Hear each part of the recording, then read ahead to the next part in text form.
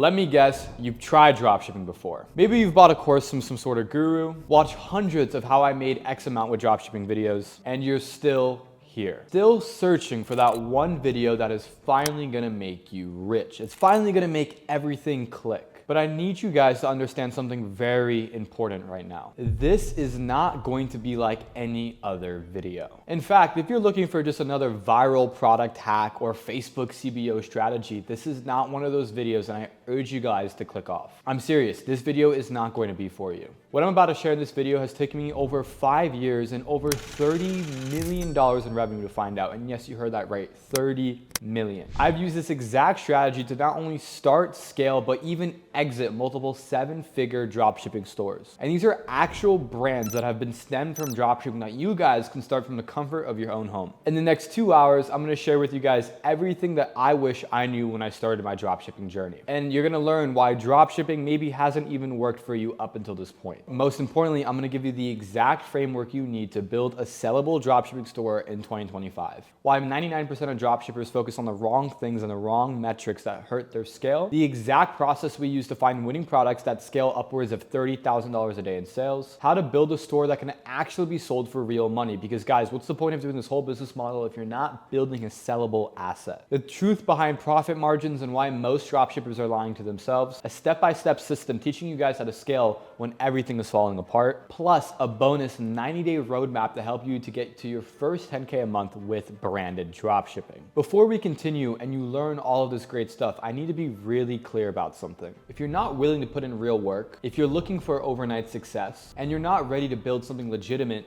this is not for you. I am not gonna sugarcoat anything, and I'm gonna be honest with you guys, it is not an easy road to walk down. What I'm gonna do is I'm gonna show you how to build something that actually works, something that can generate real wealth, something that isn't just gonna fall apart in just a couple months like all these other business models out there. In fact, before we even get into it, guys, let me show you something. So guys, look at this store right here. This is one of the stores that I run myself. Just yesterday, we did close to $60,000 in sales. And no, this isn't some cherry-picked Black Friday day. This is just a normal day for us, right? As you can see, yesterday we did almost $60,000 in sales, and it was down almost 99%, meaning that this was a bad day for us. As you can see, we had around a 5% conversion rate. And guys, these are real metrics. I'm not here to sugarcoat anything. I'm showing you guys exactly what it looks like when you run an actual real dropshipping brand. Almost $60,000 a day in daily sales. And mind you guys, I have multiple stores that are doing way better than this. And to show you some cool stuff as well, guys, look, the last 7 days, we did around $380,000 in sales. And the coolest part about this whole thing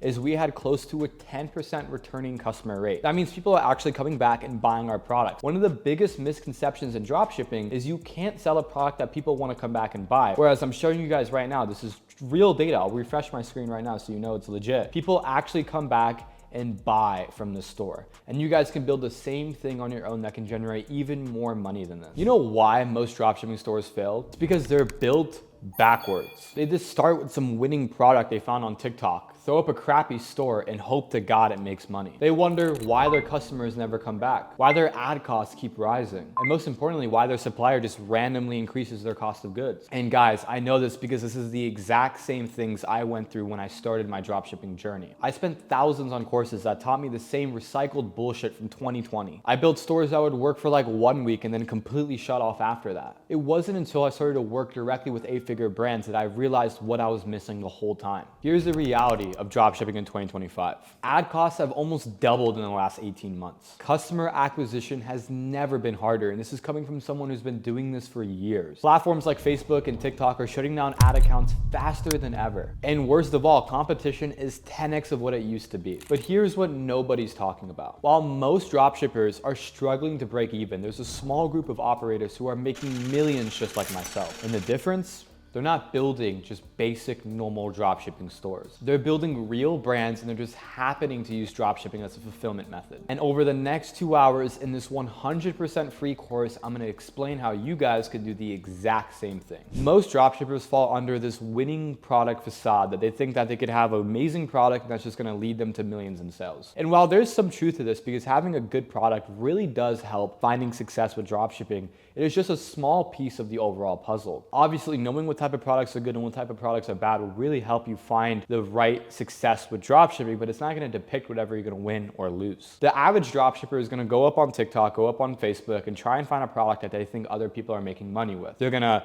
launch this product to their own Shopify store and run the same ads, and miraculously they're going to make some money. And trust me guys, this might work for some people. You might see some instant success and you might get lucky. But if I've learned anything in the e-commerce game, guys, it's that optimizing for getting lucky is just a downward spiral. It's not the right way to run the business model, and you will get lapped by guys that are doing it properly. Having a good product just isn't enough anymore. With ad costs rising, copycats coming in, and just like everyone and their mom doing the business model, you're competing against so many people. So if you play the same game that has been taught since 2020, you will not make money. Lucky for you guys, this has arisen a new form of dropshipping, a new way of going about things that are way more innovative and way better than any other way of doing the business model. And there's so many hidden costs in running dropshipping, how people used to run it, that people don't even associate and think about, right? Because if you're running a product that everyone else is running, using the same creatives and doing the same strategy that everyone else has been doing up until this point, not only are you going to have to deal with the same ad fatigue as everyone else, people are just going to keep reducing their prices and lowering it down until the point where no one is profitable. I've seen this happen so many times, guys, where like maybe one product might be hot and maybe pop off, and everyone and their mom tries to sell it with the same exact creatives, and the only people that work are the people who keep reducing their prices, and eventually you have no margin. On top of that as well, guys, when you're running products that a lot of other people are running and you're not innovating on your own thing, what happens is your ad costs will rise aggressively. You don't realize, but it's a really competitive game. And if you're not playing it like how the top guys are playing it, you're just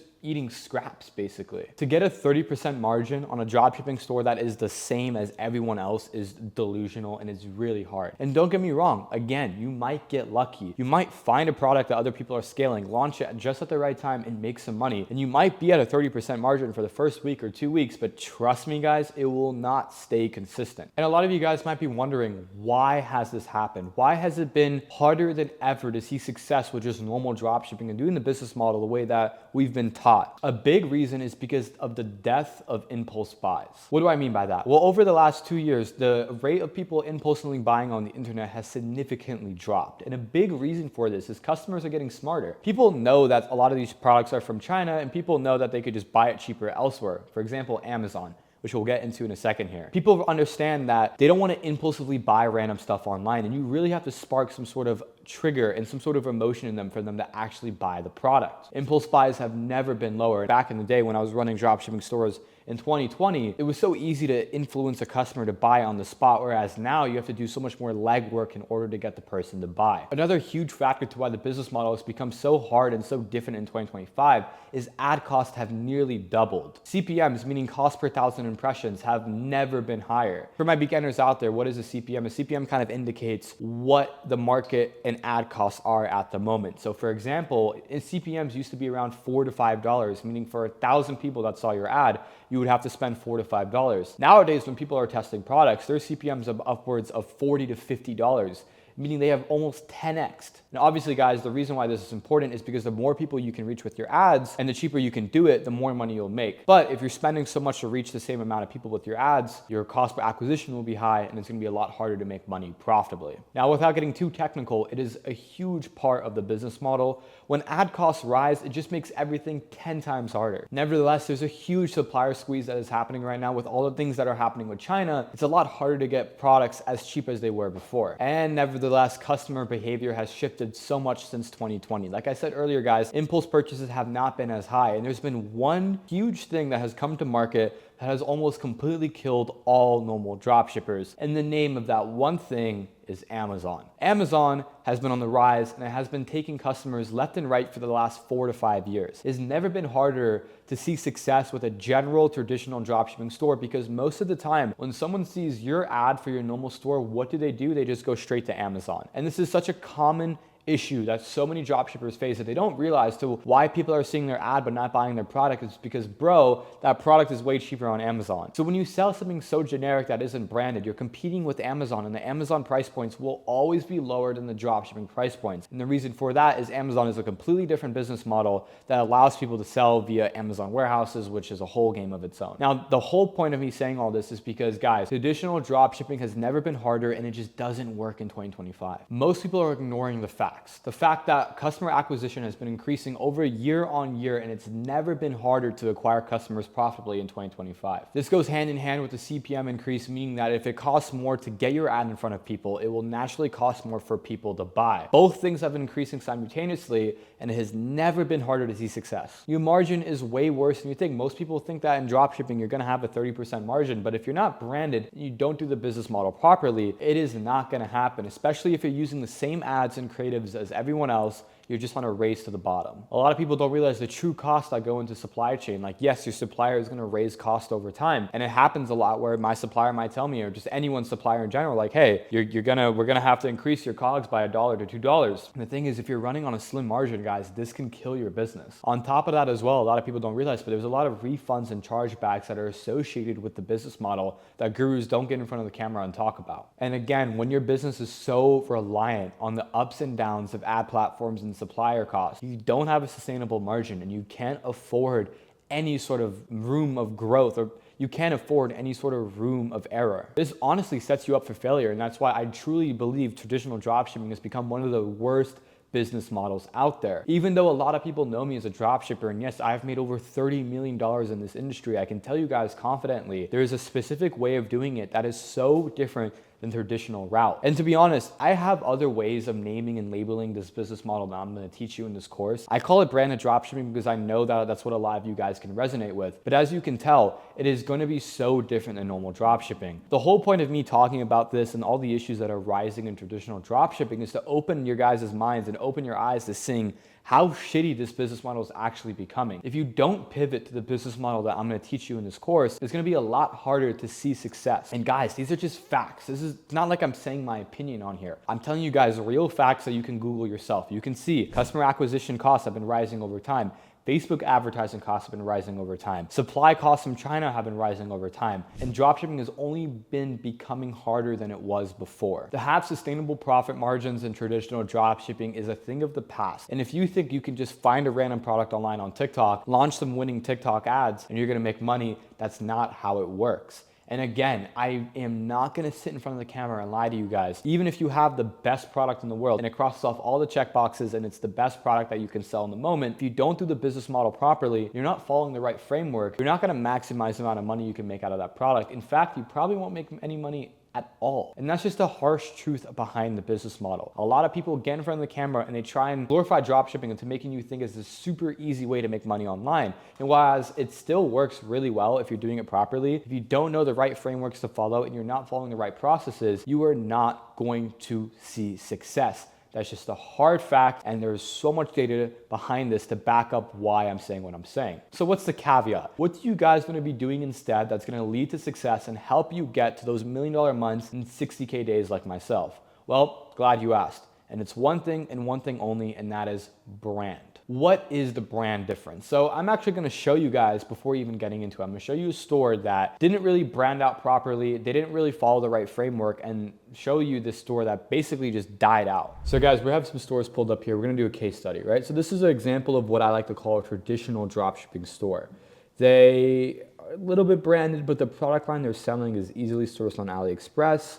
The only thing I think that's good about this store is they price their products a little bit higher, but this is one of the quickest examples I can find of a store that I don't think is doing the right form of drop shipping. And I'm gonna show you guys the numbers so you know I'm legit. As you guys can see, the store is really basic. They don't really have a branded approach. They have way too many products going on. This is like, to me, a 2020 drop shipping store, right? And now if we keep going forward, we'll pull up how much they're making. They're doing around 1K a day, 3K a day here, 1K a day here. They're doing around $1,000 to $3,000 a day in sales. And while you think that might be really good, trust me, I know this game, I know the margins. They're definitely not making good money because their margins are probably very low. And this is an example of a store that you don't want to start. This is an example of what I'm telling you guys what not to do and what doesn't work in 2024. Now, the thing is, this store to the normal untrained eye would be a great dropshipping store to start. It might be like the winning product or the winning store you guys think you're gonna have that's gonna make a lot of money. But to someone like me who's made over 30 million in this industry, over 30 M's, I can tell you this is not a good store. They don't have a clear vision on what they wanna sell. For example, they have like some gifting right here to family members, and they have dog tags over here, which is like totally unrelated to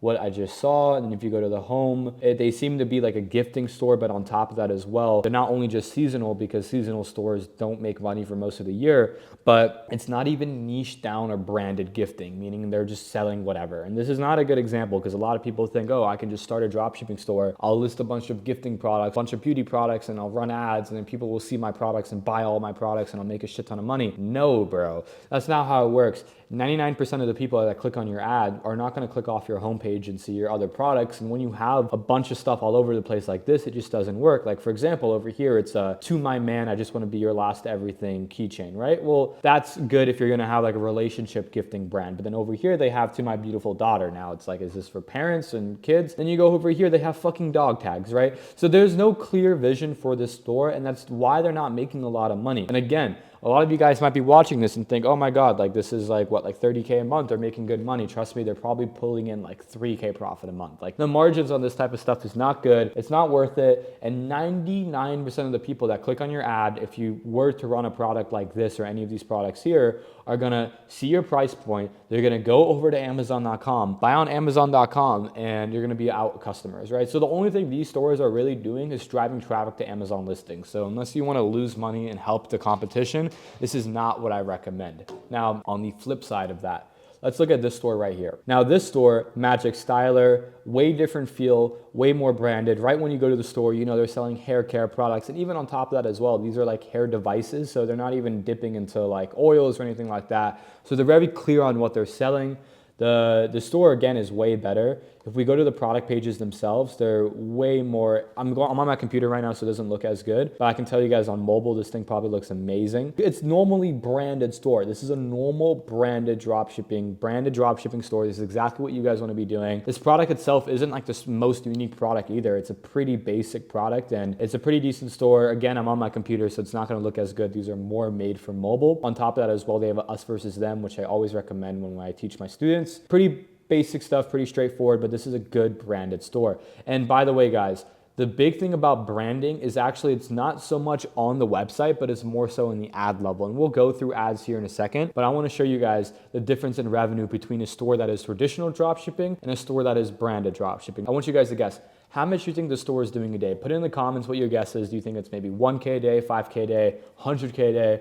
What do you guys think the store is doing a day? I want you to put in the comments. But once you put in your guess, I want to show you guys. They're doing around $60,000 a day. So you can see 64K, 59K. And by the way, before the comments say, oh, Shop Hunter isn't accurate, it's pretty goddamn accurate. I use this for some of my own brands that I can tell you it's pretty on top of that. I'm actually gonna refresh the screen here so you guys know I'm not showing you some fake numbers. These guys are crushing it. Like 60K a day, 55, 56, 39, 57K a day. So these guys are literally doing over $2 million a month in sales. $2 million a month. Like, think about that. That is $24 million a year if they can stay consistent. This is a store, a brand really, that can sell for millions. Whoever started this thing, they're doing it right. And they can make millions what they're doing. Now to take it a step further, we're actually gonna pull up ad library here and show you guys the difference in ads. Because the big thing about branded dropshipping is, and you'll learn this throughout this free course, is that as important it is to have a branded store, the more important side of the business model is having a branded ad account, meaning having branded creatives and a branded structure around your marketing. But again, if you look at the first store I showed you guys that is non-branded dropshipping, that is more traditional, they only have 2 ads running. People think that you can just make a store like this that has a bunch of SKUs on it, spend no time on your ads, just launch 2 static image ads and you're gonna make a bunch of money. That's not the case. Now, if we pull up the store that is crushing it right here, if we pull up the store, you can see they have a lot of ads running. If we go to view ads, they have a lot of ads running. So as you can tell, guys, the ad is very branded. I'm not gonna waste your time and go through the whole ad because you guys can just find it yourself if you go through the URL, but it's very branded, it's very good. They have custom UGC content and we're gonna talk all about that throughout this free course. But as you can see, they have way more ads running. They're focused more on a smaller niche of products. They're literally focused on like 1 or 2 SKUs. They're more branded about it and they're making literally 60 times more money on a day-to-day basis. This brand is lapping it. And the whole point of me showing you guys this is to show you the difference between a traditional dropshipping store and a branded dropshipping store, so you guys can see how different it actually is. Because I'd argue that the store that is doing really good, the branded dropshipping store, they're probably not even dropshipping at this point. They probably made a couple M's on their dropshipping front, reinvested in the inventory. Now they have custom inventory, and now they're having returning customers because their shipping times are so goddamn good. So you could argue that this is a difference between some shitty dropshipping store and a full-fledged e-commerce brand. But the point being here is, if you know what you're doing in 2025, the amount of money you can make dropshipping is ridiculous. It's honestly ridiculous, and I'm gonna show you guys throughout this video how you can do it for yourself. A big part about the branded dropshipping approach as well, just to wrap up this first module, is that you can charge way more for your products, almost 3 to 4x of what you're getting them for, because you have a branded approach to it. When you have custom content and creators making videos of the product saying, hey, I bought it from this brand and this is the result I got, you're now being able to charge whatever you want for that product. So for example, the Air Stylist brand I just showed you guys, they're charging way more from what they get the product for, and that's only going to work when you have a brand. Now, if let's say they didn't have a brand to it and they're just trying normal traditional dropshipping without the methods that I'm going to teach you in this video, what's going to happen is if they overcharge, people are just going to go to Amazon, like I mentioned before. So if you don't do it properly, you're just going to drive traffic to Amazon. And the whole game of dropshipping and branded dropshipping, this whole e-com game, is being able to charge as much as possible and have as many people buy as possible. And the only way to do that is with a brand. So the moral of the story here, guys, when it comes to having the right offer, you want to realize that offers aren't as black and white as just buy this, get this. It's about what the customer is getting out of the product. And a big part about understanding the right guarantees to set behind your product is understanding what your customer actually wants, right? Because for example, it can be as specific as someone buying a hair oil not to grow more hair, but to grow their old hair back, right? So just by understanding exactly what the customer is buying the product for can literally be the difference between you making $30,000 a day with that product and you barely being able to find profitability. You need to know why people are buying your product. And there's a million different ways to do this that we go over in our community, which if you want, click the link below. But just to give you some, because you've clicked on this video, was Amazon reviews, going on TikTok, finding out what type of people are making the video and then working backwards. So for example, with hair products, if you're selling like a specific type of oil or a specific type of cream, if you go on TikTok and it's a lot of older women talking about it, you know they're buying it because they want to have the long, luscious hair they used to have, rather than younger people talking about it, talking about how they want to have like a celebrity's hairstyle or something like that, right? Just by being able to identify the people that are buying it, you have a lot more insight on how to structure your offer. And again, this only applies with products that fit the brand catalyst model. Products that solve a problem, have a wow factor, and overall sell a shortcut. Another big part about selling products online, this might seem really small, but it makes a big difference when you're trying to see success, is building in upsells from day one. Guys, when you launch a product online, when you're trying out dropshipping, this just goes for everyone watching this. Be sure to have as many upsells as possible. One of the best apps we like to use for upsells is One Click Upsell. It's a super straightforward app, and I'm not going to bore you guys by making a tutorial on how to use it. That's not what my channel is for. My channel is to help you guys better understand how to do everything on your own. Now, when it comes to One Click Upsell, again, it's super straightforward, but this is the app we use for all our stores. You can set up pre-purchase upsells, post-purchase upsells, and everything in between. Upsells are really important and plays a huge part about seeing success. If you guys don't have the right upsells for your store, you're not going to be able to see profitability. Upsells can be anything as simple as just adding in the same product at a discounted rate, or something more complicated like adding a complementary product. For example, if you're selling a hair oil, your upsell can be like a scalp massager, or if you're selling a weight loss product like a weight loss pill, your upsell can be like a fat burning cream. It's just really simple and it's like best practice, and it would be criminal for me not to tell you guys about this in the free course, because when you guys are setting up your product test and looking for products, always make sure to be on the lookout for an upsell that best supports that product. It's just like free money you don't want to leave on the table. Now, most importantly, when it comes to pricing your product, you want to create an optimized AOV system. Now, what do I mean by optimized AOV system? This is just an encompassed system of everything you need to include to maximize what your AOV is. Now, if you guys don't know what AOV means, it just means average order value. The higher your AOV, the better your product will be, and the better your product test will go, right? Because the whole thing about having a brand with a brand catalyst and doing this fancy new model of dropshipping is to have a higher AOV so you can outcompete everyone else. Guys, you want a good margin, right? Because when you're doing traditional dropshipping, you're not pricing your products at a premium, you're not adding upsells, and you're not doing everything right. The issue is, it's not that it doesn't work, it's just that you're not gonna make any money because your ad cost costs are going to be too high, your margin is going to be too low, and you just have to turn everything off. Having a high AOV is so important. And you guys, you might not realize it, but just the difference of like $5 to $10 can be everything when it comes to finding profitability in this business model. And I can give you a really common example to where, let's say you and me are selling the same product. For simplicity stakes, we both get this product for $10. I sell it for $20, you sell it for $15, meaning that you have a $5 cost per acquisition, a break-even metric of $5, and I have a break-even metric of $10 because I sell it for $20, you sell it for $15. Now, hypothetically, let's say we're both getting a $5 cost per purchase. So meaning that when someone clicks on our ad, every $5 we spend on ads, we get one purchase. You have to turn your ads off because you're not making any money, it's breaking even, so you have to scale down or turn your ads off. I, on the other hand, since I have a $10 break-even margin, I can afford $5 extra per customer. I'm making $5 on every customer, I can scale up. So what happens is I'm making money and I can keep scaling upwards of $30 to $50 to even $60,000 a day, upwards even $100,000 a day, just depending on how good my ad performance is. And you have to turn your shit off. And the thing is that all boils down to who had the better AOV, who had the higher price point offer. So it's so important to create a good AOV system, an optimized AOV system around your product, because that's how you're gonna see success. It could be something as simple as making sure you guys have the right amount of upsells, at least 3 upsells in place to see success, or it could be something as complicated as having premium pricing based off what your guarantee for your product is. And again, I can't stress this enough, guys. When you're selling a brand catalyst, when you're selling that winning product, make sure you have premium pricing, or else it's gonna be so hard to see success. We're gonna go over supplier relationships here, guys, because supplier relationships go hand in hand with actually being able to price your products good. Because if you're getting a ridiculous cost of good on your product, it's gonna be impossible to get a good pricing. This is honestly a really quick and seamless process to the whole traditional route and even the branded route, because it's been the same ever since we've started dropshipping, and that is have the best supplier in the game and you won't have to worry about it ever. Lucky for you guys, I give away the exact supplier I use for all my 8-figure brands in our community and in our program. If you guys want, just book a call with me and my team below so we can plug you up with our supplier and get you guys scaling, because honestly, I've been with a supplier for years. I've traveled to China multiple times to meet the supplier, and if it wasn't for this particular supplier, I don't think I'd be making money with this business model, because I know so many horror stories of people getting scammed by their suppliers, so many horror stories of suppliers overcharging, and I just know for a fact that this supplier has been one of the biggest reasons I've been able to see success with this business model. Not only do they give me the best rates, but they also make sure that I have the fastest shipping times from China. There's been times before where we literally have 4-day shipping time from China, which is unheard of in any other supply chain. Nevertheless, just to give you guys the rundown on how suppliers work, so you know when you pursue this branded dropshipping model, is you have private suppliers and you have public suppliers. Public suppliers are going to be like CJ Dropshipping, AutoDS, ZenDrop, and all these companies, and nothing wrong with these companies. So you guys, if you're part of this company and you're watching me, I have nothing wrong with you guys. I'm just here to tell you guys my experience with using these type of companies, and it's never been good. It's never been good because you're just another one of their clients.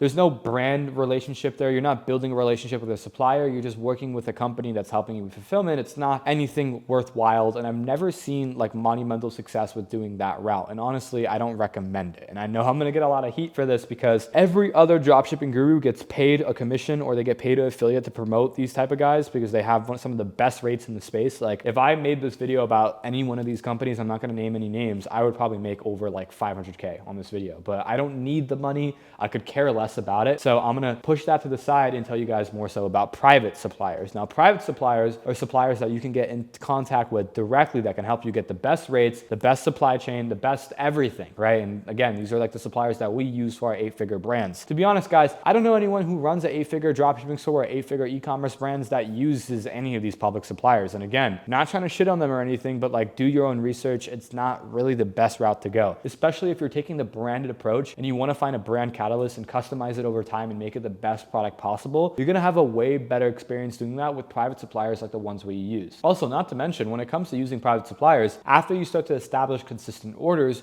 you can set up the most ridiculous and best terms in your favor, meaning that you can have credit lines, you can have them front a lot of expenses for you. For example, there's been times before with my current supplier to where we maybe didn't want to put up a lot of money for inventory, but we still wanted the US shipping time. So we would tell them like, hey, can you front the next batch of like 4 to 5 months of inventory? And they'll do it just because we have so many consistent orders coming in. There's so much of a benefit to building a relationship with a supplier that you just don't get with these public companies that I can't promote them. I just can't. A big part about making sure you're able to price your products for a higher price point is being able to negotiate proper terms. Now, the most important part about negotiating with suppliers is that you want to tell the supplier that you can get consistent orders. Guys, suppliers care more about consistency than they do about quantity. And that is something that you should remember for the rest of your dropshipping career. Because at the end of the day, if you're telling your supplier, hey, I can get thousands and thousands of orders, they'll be like, okay, cool, everyone says that. But if you tell them that, hey, I can commit to 100 to 300 orders for the next couple months, even if you can't, just use this type of terminology, you're going to see a lot more success in terms of getting lower price points because they care more about consistency. They want you for a long time and not a good time. And that's what every supplier has told me. And I've seen it firsthand when I go to China and I tell them, hey, I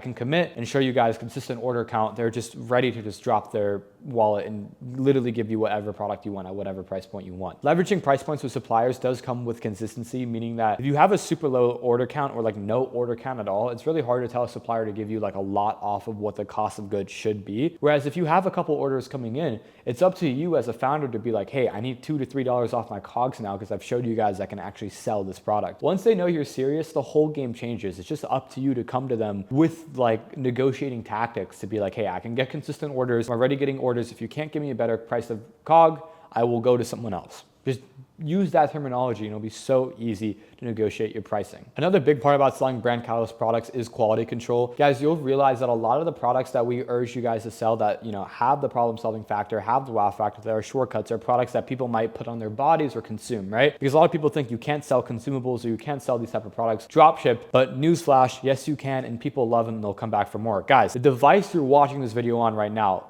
was probably from China. Some of the supplements you take on a day-to-day basis, whatever you think it's from the US or not, I'm telling you, it's from China. A lot of your everyday products that you might think are from the US are not, and they're from China. Trust me, guys, I've been to China so many times. I've seen the manufacturing of different types of supplements, different types of hair products, different types of perfumes, different types of creams, beauty products, skincare products, makeup. I've seen it all. So much shit comes from China, you don't even realize, but it is so important to the whole supply chain of the world. And so many products you already use on a day-to-day basis from huge 9-figure brands are from China. The whole facade of Chinese being bad quality and like Chinese products break and Chinese products aren't good for you literally was just created by America so they could keep supply chain within America. But newsflash, guys, China has some of the best quality products out there. And honestly, in terms of supplements and hair products, I've seen personally that Chinese products actually have a way better returning customer rate than when we supply in the US. And I know it sounds surprising to a lot of people, but you need to realize it from a logistics standpoint. China, they have the same machines and the same manufacturing and the same ingredients as you would get in the US. It literally is the same thing. Like for example, when you sell like a hair product or some sort of oil from China, the ingredients themselves aren't actually from China. They might be from Morocco or from like Mount Fiji or like exotic places. Those are the same ingredients that the US manufacturer is using. The ingredients themselves aren't from China. It's just the supply itself of like putting it together, right?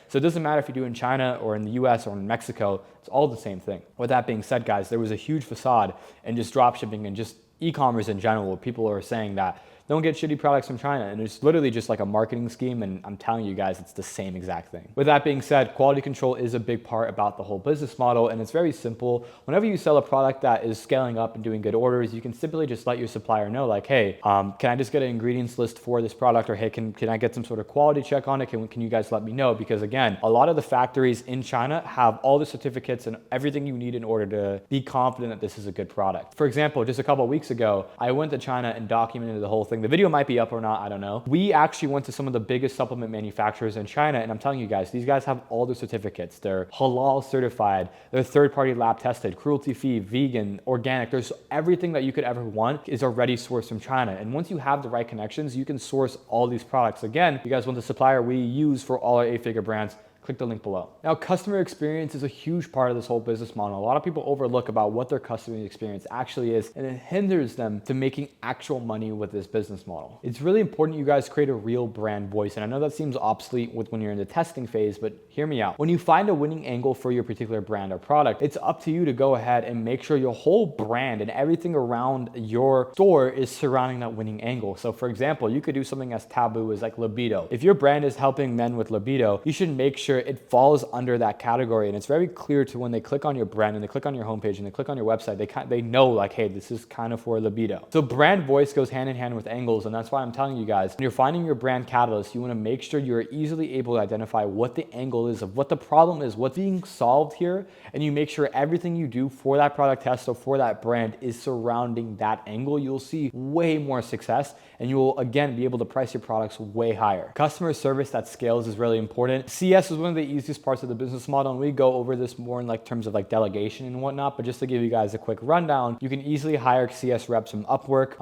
Ideally, a lot of the CS team will be based in the Philippines. This is where I saw the best bang for your buck when it comes to having customer service employees. This is a whole thing of its own, but it's super simple, guys. Just by making one simple Upwork posting, you're looking for a customer service rep and hiring the first person you see. It's one of the easiest parts of the business model. I'm not going to get too much into this right now because we're talking about the basics before we go into like the more advanced stuff. But again, you want a customer service team that can withstand volume, and that just comes with finding people on Upwork and plugging them into your Gmail account to help answer customer service emails. Creating returning customers, guys, this is a huge part of the business model. A lot of people overlook the fact that you want products that support returning customers. And this goes hand in hand with the brand catalyst we urge you guys to sell. Selling products that not only have a shortcut, but have a wow factor, typically are like supplements, hair care, skin care, beauty products that people can come back and buy more. And when you have a replenishable product, you can do so many unique things like add subscriptions and do so much to it. And guys, remember, the most important part about what I've said up until this point is that the best dropshipping products don't look like dropshipping products. And a big part about that is products that don't typically look like dropshipping products are products that most of the time are supplements. Most of the time are hair care products. Most of the time, these are products that like when a normal untrained eye will look at would be like, hey, this is something that I wouldn't buy as a dropshipping product. Throughout the video, we'll go more in depth on how you can increase your returning customer rate and things you can do in order to make more customers come back. But guys, remember, when you have the right supplier and you have good quantity coming in, you can always negotiate with the supplier and get US inventory for free and use that as a leverage to get more returning customers. But again, we get more into that later in the video. Another big part about having a great dropshipping product that people actually come back and buy more with the more branded approach is your unboxing experience. The best advice I can give when it comes to packaging and boxing in this game of branded dropshipping is literally just copy other people. I don't need to make a 30-minute spiel on this because it's so straightforward. You guys literally just want to copy other people when it comes to your packaging. So if you have like a skincare brand, find another skincare brand that's doing well and just copy their packaging. Your supplier 9 out of 10 times can do one-to-one. Now, growth planning is a huge part of this business model, especially when you start to see success. A big part about actually getting to those 60K days consistently is going to be setting up real expectations. I'm going to show you guys throughout the video how to kind of plan and project like what type of revenues you're going to be getting from the money that's coming in through your current ad metrics. But setting up real expectations is key, right? So for example, if you have a product that has maybe like a $30 break-even CPA,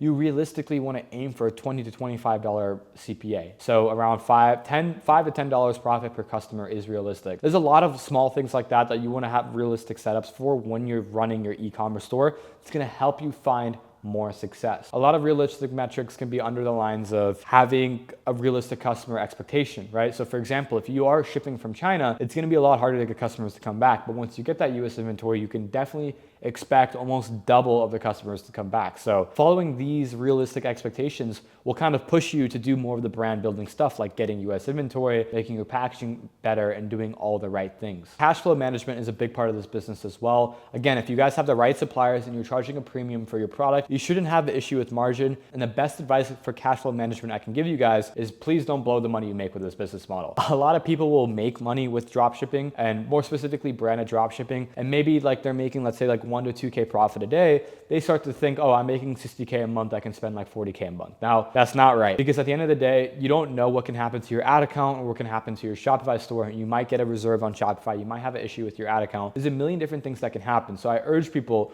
when you make money with dropshipping, try and keep a decent amount of money in the bank until you build up a good enough cushion. And again, we'll get more into this later into the video because this is more advanced stuff. But the best part about this business model is when you have a branded approach, you have a premium pricing, and you have people coming back, your margin is really good and you don't really have to worry too much about like running out of money. But you should never run the business in such a way to where you're reliant on your next day profit. You should never be like, okay, today I made 2K, I spent 2K, tomorrow I'm gonna make 2K, I spent 2K. Just don't be a dumbass with it. And last but not least, team structuring blueprints. When it comes to your team structure, it's really straightforward, guys. I'll get more in depth in it later in the video, but just to give you a rundown, you have a customer service team that is essentially just a customer service manager and just a couple customer service reps under your customer service manager. Again, you can find all these people on Upwork and they all can be from the Philippines. If you want more like in-depth templates on what to put on Upwork, be sure to book a call below so we can give you that one-on-one help. When it comes to your marketing side of things, you have the creative strategist, you're gonna want editors, and you're gonna want media buyers. Again, we get more in depth on this later in the video, but this is just to kind of show you guys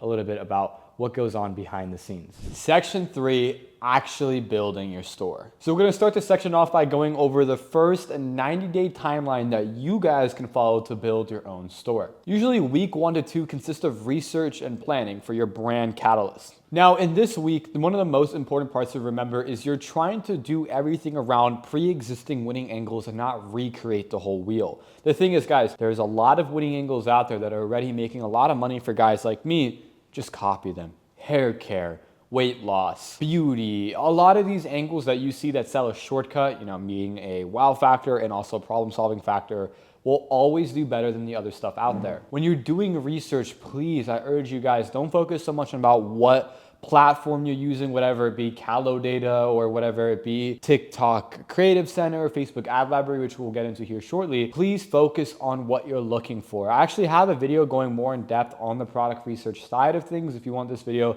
I'll put it somewhere on the screen. But just to give you guys a quick rundown, it's all about what you're looking for and not where you're looking. Usually by week 3, you should already have some of the products you want to test. If not, have already launched some of the products on your own. So we're going to get into weeks 3 and 4. 3 and 4 are usually set up for actually getting your stores up and running, getting ads going, and doing a lot of the media buying stuff that we'll go over shortly here. Weeks 5 and 8 are mostly going to be over initial traffic sources and optimization. So this is a lot of like progressive creative testing and just really trying to make things work. And week 9 to 12 typically are going to be scaling and making systems, team, and all the good stuff that we'll kind of get over. So I realized the best way for me to go about this module, and this is honestly going to be the longest module in the video, so make sure you have your notes ready, is we're going to break it down by week and also kind of get into the specifics, tutorials, and how-tos on each part of it. So starting with week 1 to 2, going over research, I'm going to pull up my screen here and show you guys me actively doing some product research so you can get a little bit of your own taste on how we like to do things. Most important part about what I'm about to do here is not the physical act of me actually doing the product research, but I'm going to do my best to vocalize my thoughts so you guys can adapt the same mindset when you're doing product research as well, right? So because guys, remember, when you're doing product research, you're not looking for products, you're looking for brand catalysts that can turn into multi-million-dollar brands. So you'll make more money focusing on how to build these products into brands than how we can make a quick buck out of some of these products. So guys, here we're going to go through 2 of my favorite current product research methods. And again, guys, it's not about where you look, it's about what you look for. Depending on when you're watching this video, there might be like new, more up-to-date methods out there, but to be honest, it doesn't matter, again, where you're looking, it's what you're looking for. I'm gonna do my best to kind of go through what I'm thinking and the thoughts I get throughout this process, but remember guys, that's what's the most important, because I've said this in other videos before, my favorite product research method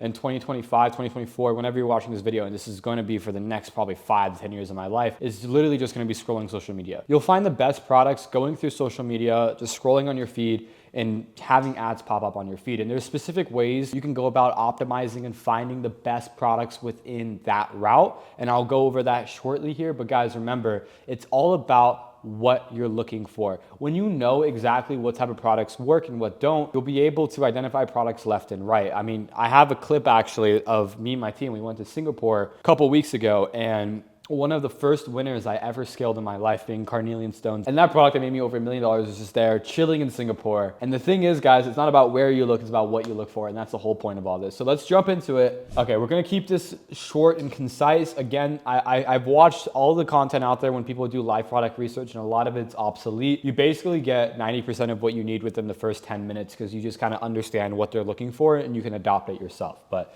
let's say I'm looking for a brand catalyst. It's time to find that product that's gonna make me $1 million. What do I do, right? So Callow Data is one of the best optimized product research tools I've seen so far. Guys, I have no affiliation with them, by the way. And Callow Data, ironically enough, is not even meant for brands that are hosted on Shopify. It's meant for like TikTok shop products. So a lot of the people that are like Shopify OGs that have made money in the space for a long time don't even know that this exists. As we scroll through here, right now, this is the feed on January 11th. So it's pretty updated depending on when you're watching this video. Off the bat, I'm saying stuff that I already like, right? First thing here, high waist, butt lifting, tummy control, side pocket. So this is like some sort of, this looks like some sort of weight loss product or like workout product because it helps snatches. And by the way, guys, like I'm gonna do my best to vocalize my thoughts here because it really helps. Yesterday they did around 100K, so far they're doing really good numbers. Last 30 days they did around $2.5 million in revenue, and then last 90 days they did 8, and then let's see here, they did 5 million. So yep, they made some good money so far. They're really crushing it. A lot of good content out there. If we go through the videos is what speaks, because at the end of the day, you don't have winning products, you have winning creatives, right?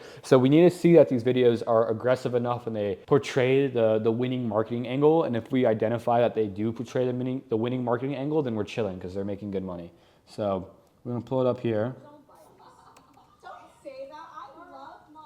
Okay, but it looks like a big BBL. It looks like a BBL. It looks like. So far, I can say this is a great creative because you have like average looking people in the video and they're saying like, hey, this is like, look what this did to me. It's like, it looks like a BBL. So we already know it. Solving a big angle, which is like women's insecurity and like body shape and anything body related always does well.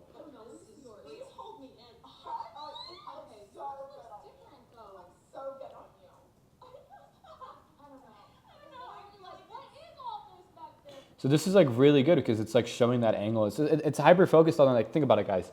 Why are people buying this product? It's so they could have a fatter ass. Like that's literally all it is. So, and this creative outlines that for literally 33 seconds. It's just a whole creative of like, look at how fat your ass will be in this video. Guys, it's like monkey brain. Like, you know, it's so easy. A lot of people overcomplicate the whole process of how to make this thing work. Figure out why people are buying the product. Make sure your brand is around that. So actually that winning product becomes now a brand catalyst. Have some sort of branded offer like a guarantee that says like, have a fatter butt in 90 days or your money back, or have a fatter peach emoji in 90 days or your money back. Be like kind of slick about it and launch the ads. It's that simple. This is the only example, by the way, of a clothing product that I'd recommend people to sell because it's not really a clothing product. It's more so shapewear, but let's keep going. Same thing.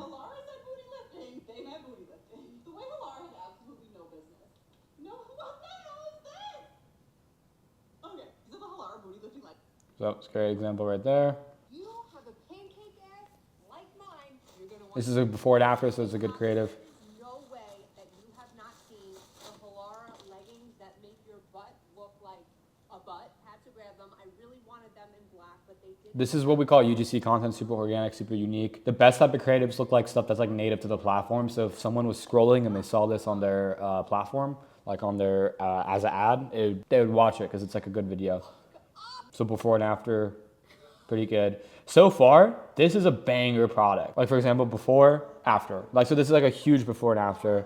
It's like this product right here is showcasing exactly what would be a winning product. It finds one aggressive angle that exists within the angles that we like to sell. They have ads around them and they're doing good revenue, and there's a lot of content you can use and you can rip and use for Facebook ads. So this is, again, a great product. Guys, I've been doing product research for around 4 minutes and I already found a product that I think will hit. It was on the front page of Calodata. It's all about what you know and knowing what to look for. And that's the thing, like when I do live product research, because I've actually made a video not too long ago of me doing live product research. I never posted it because it's so obsolete, because it takes me 3 minutes and I find a product that I can sell. It's not hard. Once you know what you're looking for and you're able to navigate these platforms well, it's a matter of just literally just launching the product, right? But just to keep going here, because I know one example isn't enough, there's a lot more stuff here that is on the top page here. So, I mean, there's so much stuff here. Like, I mean, I don't even have to go through that much of the platform, but if we just tap on, this is actually similar to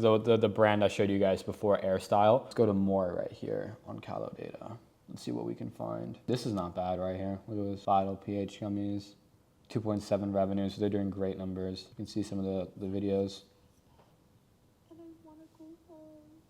Just shop for that second spray, but I really can't get up because my legs are shut. So that is a very aggressive creative. I can't even play the rest of it because I'll probably get banned off YouTube. But this, if you know, you know, this is a libido-based product. So again, very aggressive marketing angle for a product that I can guarantee you guys you can drop ship this without an issue. A very easy product to sell, very aggressive marketing angles that do seem to do well. And you need good ad accounts to run like libido-based stuff. And if you guys want the same ad accounts we use, be sure to click the link below. But long story short, this is, again, another banger product. Like, let's watch another video here.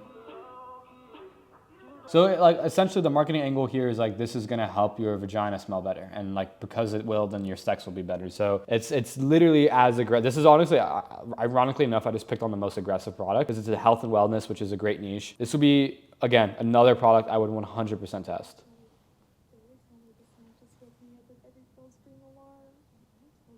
Yeah, crazy aggressive. I can't play these creatives or I'm getting banned. But as you guys can see, again, this is another great product because let's think about it here. It solves the problem because, I mean, you know, it has a wow factor because obviously, you know, and then with those two things, it's a shortcut because again, like with this particular problem it's solving, I'm sure there's a lot of natural remedies that girls have tried or people that are buying this product have tried that maybe don't work or take a long time. So this product is like a shortcut to like getting that end result. And in this case, they've made the marketing angle so aggressive that the end result is literally just great sex, right? Which again, it might seem a little bit aggressive, but this is what's working. I mean, they're doing over 2 million a month on TikTok Shop. They did almost 18K in sales yesterday, which is still great. So this goes to show the potential of this type of stuff, but nevertheless, great product. Took us a couple minutes to find it. Again, it's not hard. Game is not hard at all. And then let's say this particular product does work because you used the branded approach that we're talking about having a branded offer, having a guarantee, really understanding why your customers wants to buy it and putting a guarantee behind it. You can go ahead and sell a lot of other products that do the same thing under the same store and really build out a great brand and get US inventory and do the whole thing that we'll talk about throughout the video. So we keep scrolling here. Let's see if we can find something else. What is an example of a product that we wouldn't sell? So a big thing here, guys, is you internalizing the thoughts that I'm vocalizing here because again, it's not about where you look, it's about what you look for. So a lot of people might have noticed that the two products I picked out so far have great revenues and you might think that's why I would pick them, but here's a product that has great revenue. It did almost close to $2 million last month, averaging around 55K a day. However, I would never sell this, and let's look at some of the ads so you can see why. I'm sorry, but someone has to say it. This vacuum does just as good, if not better, than those $700. So this is a regular vacuum, and I don't care what you say that, it works better than other vacuums. It's a regular vacuum. So when a product like this doesn't really have a moat behind it, it's just like a good product. It's like good vacuum. Now people are gonna start basing it off pricing, and someone might go to Amazon and buy the same thing because again, like this is not unique. The product photos aren't unique. I promise you could find the same thing on Amazon, right? So this doesn't really stand out in terms of like the angles behind it and whatnot. It has a wow factor because it's such a good vacuum. And some people might argue that it also solves a problem because it's better than most vacuums, but it's not like an insecurity or like a good angle that like you can build a good brand around. This is literally just a half-assed normal vacuum. So again, I wouldn't sell a product like this, even though it's making great money. I just don't see this being a good brand catalyst because if I launched it and let's say I wanted to explore more marketing angles, I can't because it's literally just a vacuum. Whereas like the balancing pH gummies that we just saw, those gummies there's so many different angles behind it. It not only can help a girl in her sex life, but it can also help her with her confidence and help her just with her health and menstrual care. There's so much that goes beneath that product that makes it so much of a better product and so much more potential. And obviously in the long term with a product like that, you can do subscriptions and have returning customers and build like a real business. Whereas with the vacuum, it's not really going to happen. So yeah, don't recommend it, but let's keep going. We'll do let's actually go to TikTok ads here so we can do some of the product research here. So again, TikTok ads is great. If you're doing product research on your computer though, I think Halo Data is honestly the best one out to date right now, but that doesn't mean that TikTok sucks. It just isn't where it used to be, honestly. Here's an example of a product I wouldn't sell.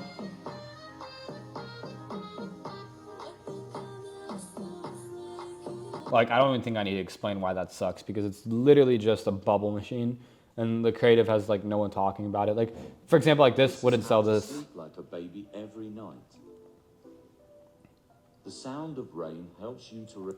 It's a gimmicky product. You could argue that like, oh, it has a wow factor because it helps you sleep and it looks cool and it solves a problem because it helps you sleep. It doesn't have a moat. And I think you guys are picking up what I'm putting down. You want to sell products that have a moat, meaning that like it's like unique to that. Because if you're selling like balancing pH gummies, you can say that your brand's balancing pH gummies are the ones that people should buy. And then even if they can see the same thing on maybe TikTok Shop and Amazon, they're going to associate the creative that they saw on Facebook with the product you're selling, because when they tap on the creative on the video, it goes to your product. So that allows you to price it for higher, and that allows you to actually get people to buy from you. Whereas if it's something like this where people are just buying like the actual item itself and not the desired outcome, it's that they don't care about where they're buying it from. It's just about like, what do I get the brighter price on, right? So I'm gonna have to put some filters on here to help find some stuff. These are just random filters by any means. You don't need to copy these exact filters, but let's see here. So we're gonna focus on health products.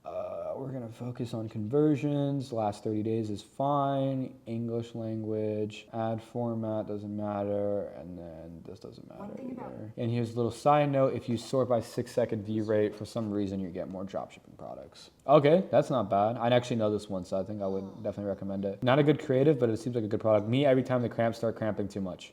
Okay, so I'm thinking here, like, what could this be? What does this mean? Let's look into it a little bit because I'm interested. I'm intrigued. Okay, so the thing with this TikTok platform doesn't give you too much context. So lucky enough, I kind of already know what this product is. This is a great product. I actually like this product a lot because, like, for example, this store doesn't know what they're doing because it's not really branded that much. They have like a bunch of just like pain products, but this is a great product because it is a problem-solving product. It has a wow factor and it can be sold based off of what it solves and not what it actually is. Now, the last thing I would do to validate this product, which I can't do right now, the last step is on my phone, but let's say it's a product like this to where I didn't find it on Callow data, so I don't see all the existing content. I would then head over to my phone, go to TikTok, look up the product in different keywords. So I'll look up the keyword of menstrual heating and vibrating pad. I'll look up vibrating pad. I'll look up menstrual pad, heating pad, period, cramp pad. I'll just switch around the keywords and see all the available content I can find. And if I find a lot of videos in which I call untapped UGC, being videos that have a lot of likes, maybe they're not being ran as ads, or videos that I just feel are good videos that have like decent engagement and organic, natural looking videos that I can use for inspiration for my ads, I will go ahead and then want to test that product, right? So ideally, when you are validating a product that is not found on Callow data, the main advice I can give you guys is try and validate it using TikTok, just by looking it up and seeing all the existing content. Because remember, guys, and you're gonna hate me for saying this again, but you don't have winning products, you have winning creatives. And you will be ripping a lot of this content online, meaning you are stealing it, which ethics are out of the picture with that one, but you will be ripping a lot of the content online when you're testing these products. So remember, it's about the creatives. You're gonna have a shitty product and amazing creatives and it will print. You can have the best product out there and shit creatives and it will not work. There's a huge, crazy difference between the two. So I highly recommend you guys focus more on the creative side of things. So the next part about the week-to-week breakdown of the timeline you guys want to follow when doing the branded dropshipping model is going to be store optimization and store setup and testing. So I could make literally the whole video about this. I've seen other videos online where people do like a walkthrough of like every little thing and they like take their little mouse and they go on the computer and they go, okay, drag and drop this here, put this here, do this, put these terms of service. But there are a million other YouTube videos like that, and I might get more views if I be like everyone else and I show you guys the little intricate things you need to do, but I know what I wish I was told when I started out, because I already knew, like, and most of you guys already know, like, you can just look up how to add images or product images to your store, how to do this, how to do that. But not a lot of people talk about what you want your layout to actually look like. And guys, newsflash, you don't need to innovate. You can just emulate other people. Websites literally all look the same. And there's a certain type of template I've been emulating ever since I started e-com that has always been working for me. That's made me over $30 million.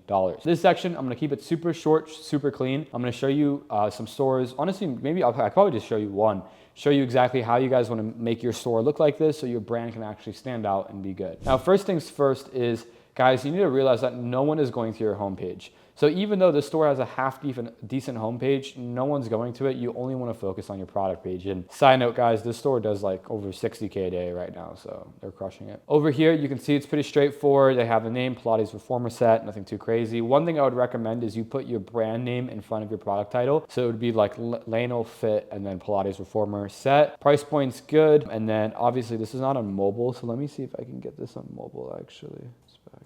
There we go. Now we're on mobile. As you can see, pretty straightforward stuff. Buy now buttons, product images, which we'll talk about very quickly here. They have the see results in 30 days or your money back, which is what we were talking about earlier. Order by midnight, get guaranteed free gifts. So this is a really good offer, and we'll talk about this shortly here. Very basic before and after is what you'll target. Like this type of stuff is honestly like AliExpress basic, and then they have like this thing right here that a lot of people do. And then there are FAQs at the bottom and then reviews. So guys, this is like not rocket science. This is why I didn't want to make a 1 hour thing about just this, because it's so simple. As you can see, like this is basically just copy and paste from Amazon, but just summarized on the below the fold. But this is where the real magic happens, up here.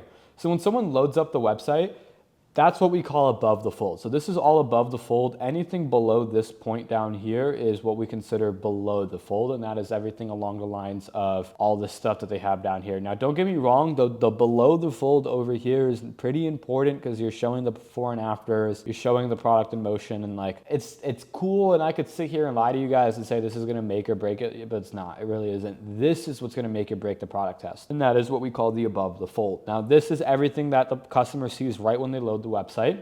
And these guys made it very clear that they have a unique offer. So if we zoom in here, we can see that they have 4 free gifts included, being a $40 gift card, a sweat belt, Pilates sock, and training videos in series. So these are like, that probably amounts to a couple bucks in extra cogs. But because people load up the website and they see that they have like all this extra stuff, it gets people to buy versus them buying from other places. And they also have it down here as well. It's all the stuff that the people could buy with. So this is the most important part about building your own website. And guys, remember, when it comes to websites, all that matters is the product page, is making sure that when the customer loads the website, above the fold, you show everything they need to see in order to articulate what your offer and product is. One thing that these guys aren't doing that I've done before that has made me a shit ton of money is in one of the first product photos, I like to include some sort of before and after, because most of the products I sell support that. So over here, you can see they have a before and after. They can honestly just make this a product photo and make it maybe their 3rd or 4th photo. That will help them boost their conversion rate, because again, why are people buying this? They're buying this so they can have a better body. Pinpoint why people are buying it and make it very clear there. But honestly, guys, just by taking this website and emulating how they have their product page set up, that is more than enough for you guys in terms of like the store setup and optimization to go ahead and do this on your own. I don't have to make a 3-hour video on showing you how to scroll, make a 3-hour video on how to set this all up on the Shopify, because there's already videos out there, and Shopify literally has like, I think it's like 40 to 50 hours of free content talking about how to use their platform. So this video isn't for that. I'm not sponsored by Shopify. I'm not doing this for Shopify. I'm telling you guys, this is what you want your store to look like if you want to make money in this space. And again, as you can tell, it's not crazy. It's not like this particular store is made in such a specific way and that's why they're making money. No, if you look at their ad library, you can see that they have a lot of content coming out. They have a very branded feel. They have a product that sells a shortcut. They have a clear identified brand offer, and they have a unique price point and offer behind everything. And that's why they're making money. It's not because their store is pretty. But again, this is a great example of what I think is an amazing store. And the numbers don't lie. If you go to Shop Hunter, these guys are doing around 100K a day right now, which is amazing. These are great results. Here's another store I can show you guys as well, Hey Shape. This is a shapewear store that I truly admire. These guys, they're around 2 million a month right now. If we go to view products, pick a random product, view on store, you can see that they have their own taste to it. But if we go to inspect, same thing, guys, same thing. Above the fold, BBL shorts, you can see that they have their offer. They use Afterpay, which is pretty solid. Customer reviews. We use Vitals. The app Vitals is one of my favorite apps for reviews. It's a 40-in-1 app. I highly recommend it. They have this. This is pretty good. This is in feed. This is not needed when you're testing products. And then they have below the fold, which is like literally like not much, right? They're using Luke's, by the way. So this is Luke's if you want to use the same app as them, but I recommend Vitals. Vitals being like the word vitals, like VITALS, I think, something like that. But long story short, I'm not going to put too much stress on this part of the video because I know it's not going to make or break the store. I truly believe that the most important thing you can get out of watching videos like this is not knowing what to focus on, but it's knowing what not to focus on. The thing you guys don't want to focus on is bullshit like setting stuff up like this, having the best description possible. Those things aren't going to make you more money.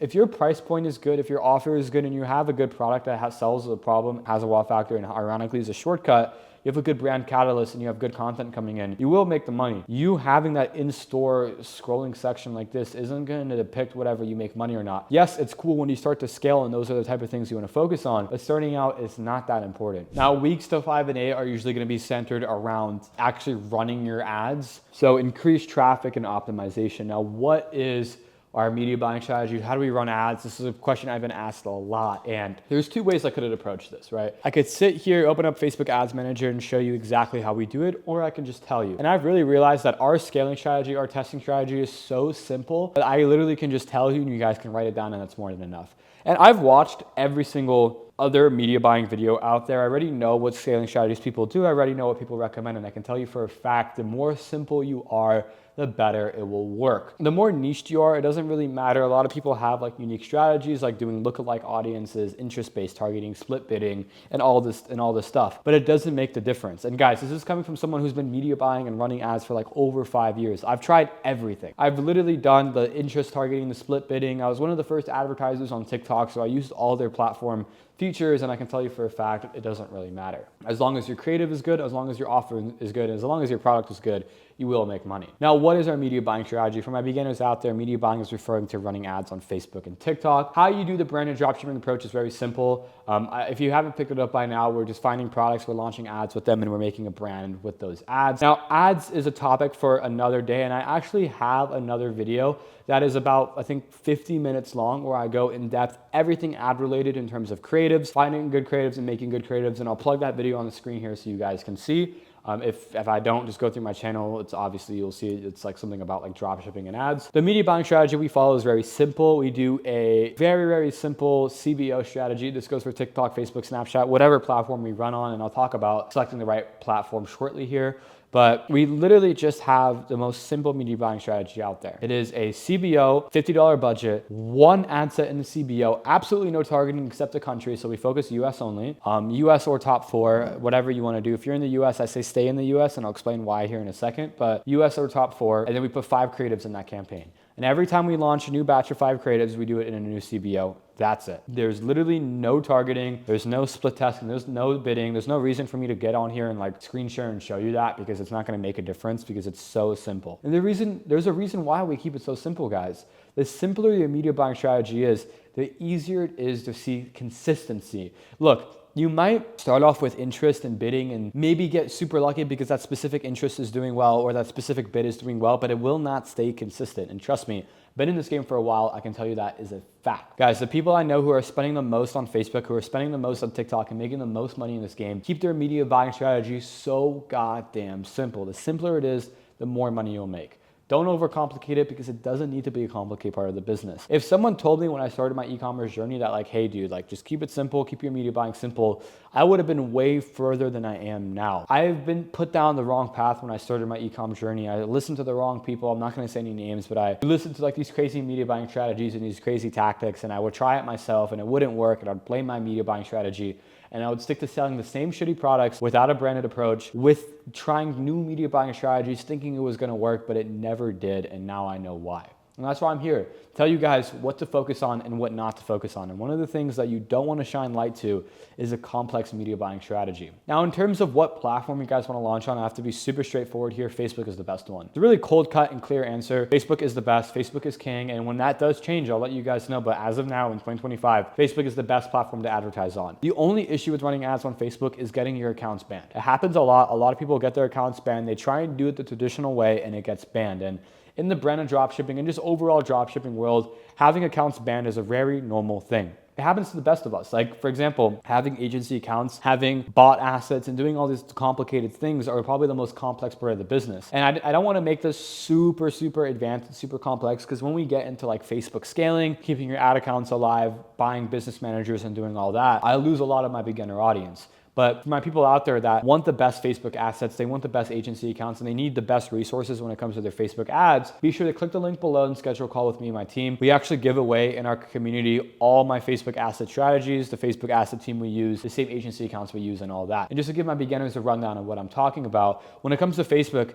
it's not as simple as just launching ads on an account you make by going to facebookads.com. You ideally want to use agency accounts. So these are agencies that, you know, like have large business managers, and they rent accounts out to guys like you and me. So you can use their ad accounts and leverage their BM spend, which again might be a little complicated for my beginners. And more importantly, you want to use BMs that aren't owned by you. So there's providers out there that basically sell business managers. They sell BMs, they sell profiles, they sell basically everything you need in order to launch a Facebook ad. You can buy them and launch them on proxies and VPNs and essentially launch your ads like that. Now, I know this might be very complicated for my beginners and it might overwhelm a lot of people, but I will be honest with you guys, this is the most complex part of the business. And if you can just, you know, buckle up and figure it out, you will be fine. Like once you get this part, you'll be fine. It's not that hard really, once you start to like lock in and really get it down. But again, guys, going back to the media buying strategy we follow, it's super simple. All it is literally just one CBO. We do 5 creatives in that CBO, no targeting, and that's it. And every time we launch a new batch of 5 creatives, it's in a new CBO. Now, what makes the way we test unique and branded is with the brand catalyst model, it's very important you guys focus on doing what we call progressive creative overload. And this is a strategy that I trademarked back in 2023 when I started to teach people how to do dropshipping the right way. Now, what is progressive creative overload? That is essentially launching 5 new creatives every single day. So like the commonality of most dropshippers is they tell people to test products in a super stupid method. What that method is, and you probably hear this all over the internet, is getting 15 to 20 creatives, or maybe even 5. I've seen people say 5 creatives, launch them, see how it does. If it does well, scale it. If it doesn't, cut it. But the issue is they don't realize that it was the creative that got the product to work and not the product itself. Guys, ask anybody who is actively scaling a product with dropshipping. Doesn't matter if it's traditional or branded dropshipping. There's always going to be a handful of creatives on their ads manager that is getting all the spend. Now, hypothetically, if they weren't going to launch those creatives, they would not be spending the amount that they are right now. So it all boils down to launching the right creatives. That's why we follow a progressive creative overload method. What that means is day 1, we launch 5 creatives for the product. Day 2, we launch another 5. Day 3, we launch another 5. Let's say by day 3, the batch on day 1 has no sales. It's not doing well. We cut it. Maybe the batch on day 2 has a couple sales. Maybe it's breaking even. We'll keep it on if it's breaking even. Day 4, we'll launch another batch. Day 5, we'll launch another batch, and so on and so forth until we're 150 in the red or we're millions in profit. That's literally the formula, guys. A lot of people think that you need to stop launching creatives once you see success. No, when your product starts to work, you need to launch more creatives. That's the name of the game, because it tells you that, hey, there's demand for this product, there's demand for this marketing angle. Launch more creatives, put more fire in the fuel, and scale up. Guys, behind the 60K day I showed you when we started this video, we're launching anywhere between 25 to 30 creatives a day. Creative output is the whole business. And when you're building a brand, it's built on the creative level rather the website level. That's why when I showed you guys the brand before about Lionel Fit being the Pilates board brand, you might not at first glance think that is a multi-million-dollar business just by looking at their website. But trust me, when you look at their creative library, when you see all the unique content they have coming in, it damn well is a multi-million-dollar operation. So creatives are huge, and we really base around our product tests with creatives.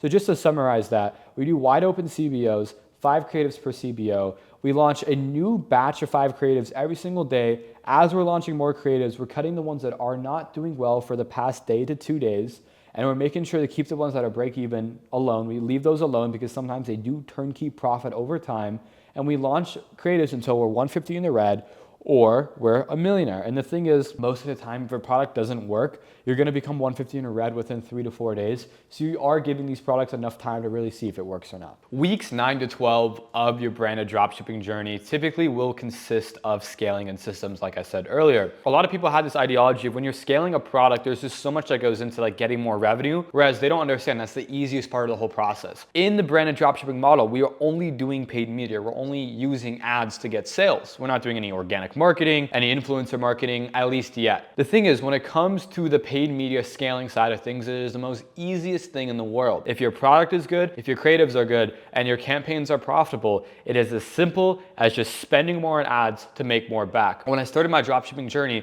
I went down the rabbit hole of finding the best way to scale your campaigns, meaning that people will tell me, hey, do 20% bumps, or duplicate your budgets, or make more of the same campaign at higher budgets, and all these other BS strategies. But at the end of the day, the only thing that matters is spending more to make more. If you're spending $100 a day to bring back $200 in sales, in theory, you can spend $1,000 a day to bring back $2,000 in sales, right? And so on and so forth. So for example, when you see a dropshipping store, let's say doing 1 to 2K a day at 30% margins, meaning the campaigns are spending well and you had a good ROAS, it's not hard to take that same store to 10K a day, because the only thing you need to do is just spend more on the existing ads. We do have a little bit of a strategy we like to follow that does help us a lot when it comes to scaling up these campaigns, and it gives us a little bit more clarity because we know that the scaling wasn't the thing that made the campaign tank in the first place. All right, guys, this is just a harsh reality of scaling ads with drop shipping, and that is a lot of the times when you do scale up, what happens is your margin goes down and your ROAS does go down as well, right? Because there's a direct correlation to the more you spend, the higher your CPA will be, meaning your cost per acquisition, meaning how much you're spending per customer, right? So you want to find a way to be able to scale these campaigns without basically losing your profitability. So the strategy we like to follow, guys, is pretty simple. Assuming that your campaigns are doing well, which they should be if you followed everything right. A lot of people say if something does well, you just dupe it into higher budgets. I advise against that because the smartest thing you can do is slowly scale up your campaign budgets. And if it holds up over a couple days, then you can make your duplications. I do have a whole video going into ads and everything, but just to give you guys a quick rundown. So assuming everything is going well, you do want to make those vertical bumps is what we call them. So let's say day one, your campaign is spending $50. It brings back, let's say 100 profitably. Day two, maybe it brings back like 120. Now you know that this campaign and these creatives are doing good. So essentially all you need to do is just bump that campaign by 20%. So if it's at 50, now I'll be at 60. Say day three comes around, and again, guys, this is all hypothetical. Let's say day three comes around and it's still holding up. All you need to do is bump the campaign again upwards to, I think it's 72 because it's 20% of 60. And then if it holds up towards the end of the day, you can do actually 2 to 3 bumps a day. So that's upwards of 80. Say day four comes around and it's still holding up. You can bump it maybe 2 to 3 more times. And let's say after like 4 days, it's still holding up. This campaign's doing great. You can go ahead and make 2 duplicates at a larger budget. Typically, I'd recommend doing $250 per campaign. Now, a lot of people might wonder, Samir, why are you doing 2 duplicates instead of 1? I call this the bad apple strategy, to where the ads manager is very finicky. And sometimes when you do like a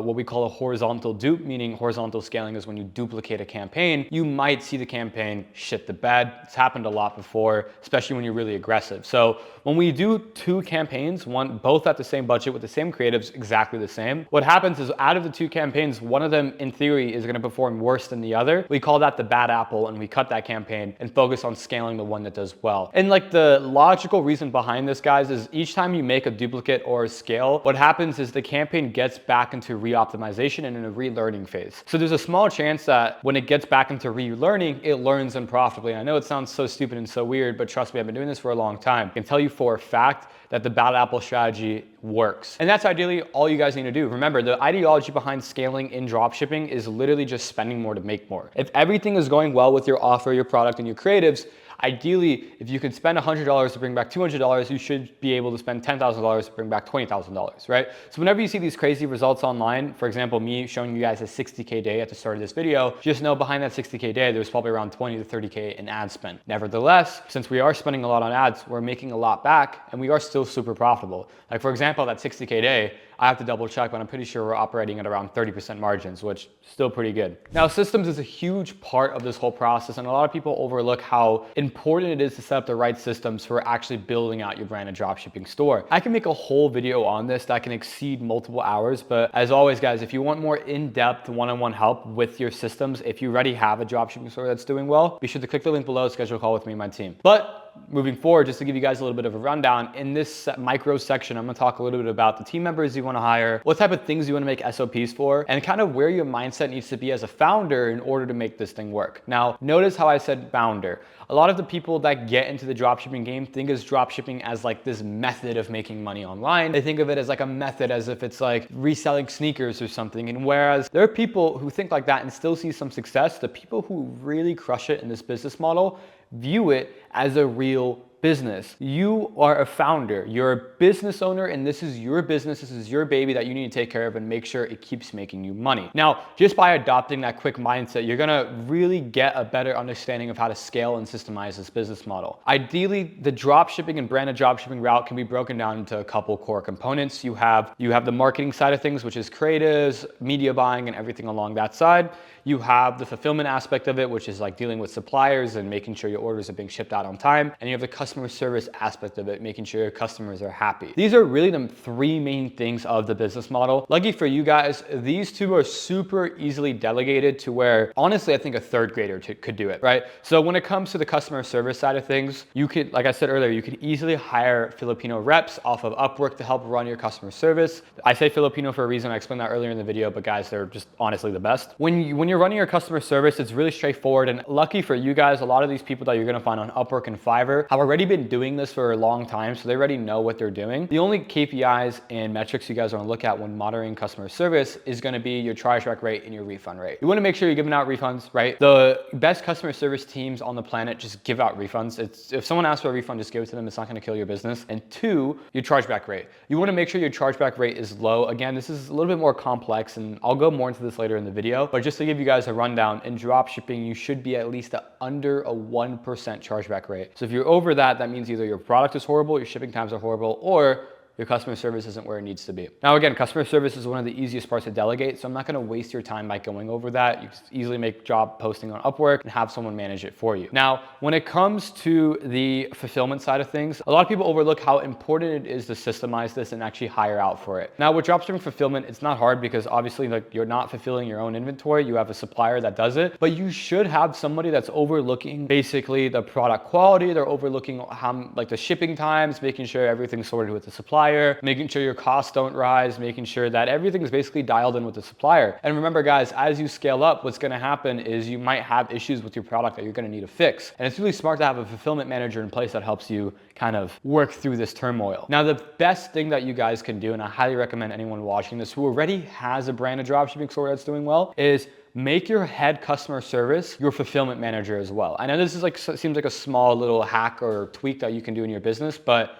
it makes all the difference. Your head customer service, meaning the person who's overlooking your customer service team, or honestly your first customer service rep, can be a hybrid role into someone who overlooks your fulfillment, makes sure your shipping times are good, and communicates between your supplier. This is a really easy role to hire for because literally any rep you hire on Upwork could also do your fulfillment manager role for you, and it makes your life a lot easier. So honestly, if you just think about it logically, guys, that one hire basically encompasses these two huge parts of the business. And obviously, as you scale up and you get more orders, you're gonna need to hire more reps. And lucky for you guys, if you hired the right customer service manager and fulfillment manager, they're gonna do it for you and it becomes a really seamless process, right?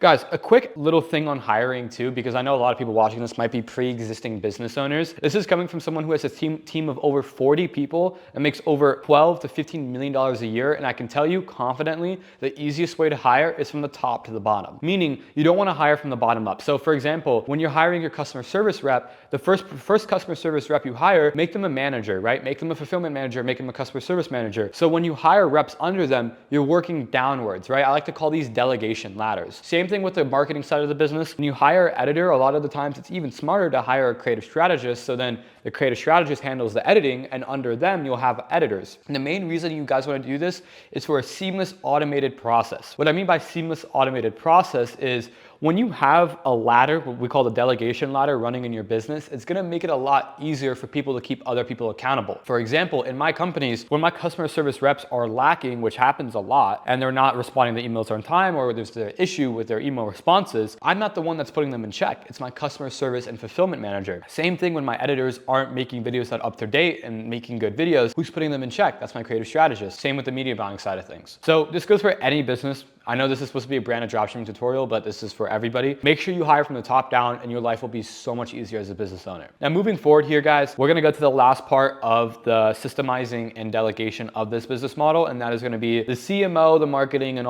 everything that goes into like actually bringing in the traffic. Now, this is a very hard part of the business model for me to explain. And it's not because I don't have experience in it, because obviously, as you guys can tell, I really do what I say. It's because it's so different for every case, right?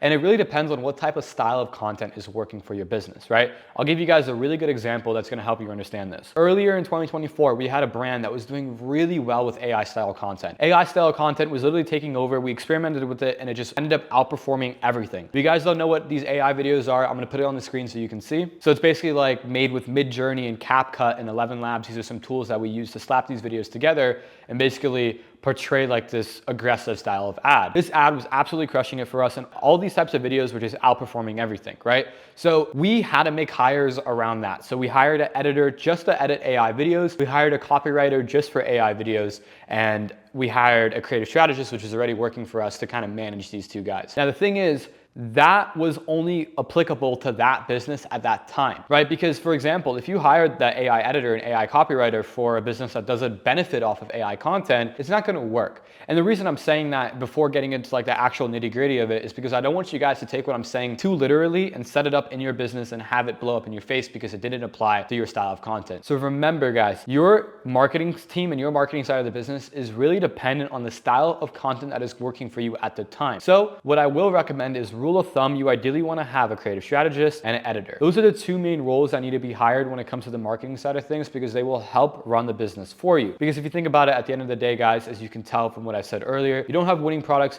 you have winning creatives. One of the best things one of my mentors told me was you don't scale ads, you scale content, right? So when a specific ad is working, make variations of it, make more ads like that. That simple system encompasses everything we do on a marketing standpoint. Ideally, when you're starting out your branded dropshipping journey and you're starting to make money and you're starting to see ads that are doing well, it's your job as a founder to take that information, meaning like what is doing well, give it to an editor or give it to a creative strategist to make more variations of that. And variations can be as simple as just taking the same video and switching out the hooks, switching out the music, whatever it may be, or they could be as complex as building new scripts around stuff that is similar. Now, again, guys, I have a whole entire video going into ads for dropshipping, and I'll put the video on the screen so you can see. I don't want to overlap too much information because it will get mundane, but guys, just remember when it comes to your marketing side of this business, you have a creative strategist and an editor, but in some cases, you might have separate editors or separate copywriters for a specific style of content that works. Now, someone who's watching this that might have just seen initial success with the branded dropshipping business model and they want to start hiring out, remember, it's really important you guys hire from the top to the bottom. So I'd recommend finding a creative strategist first that can handle your editing and then getting an editor under them. A really simple way of finding creative strategists and finding editors, because you can't find good ones on Upwork,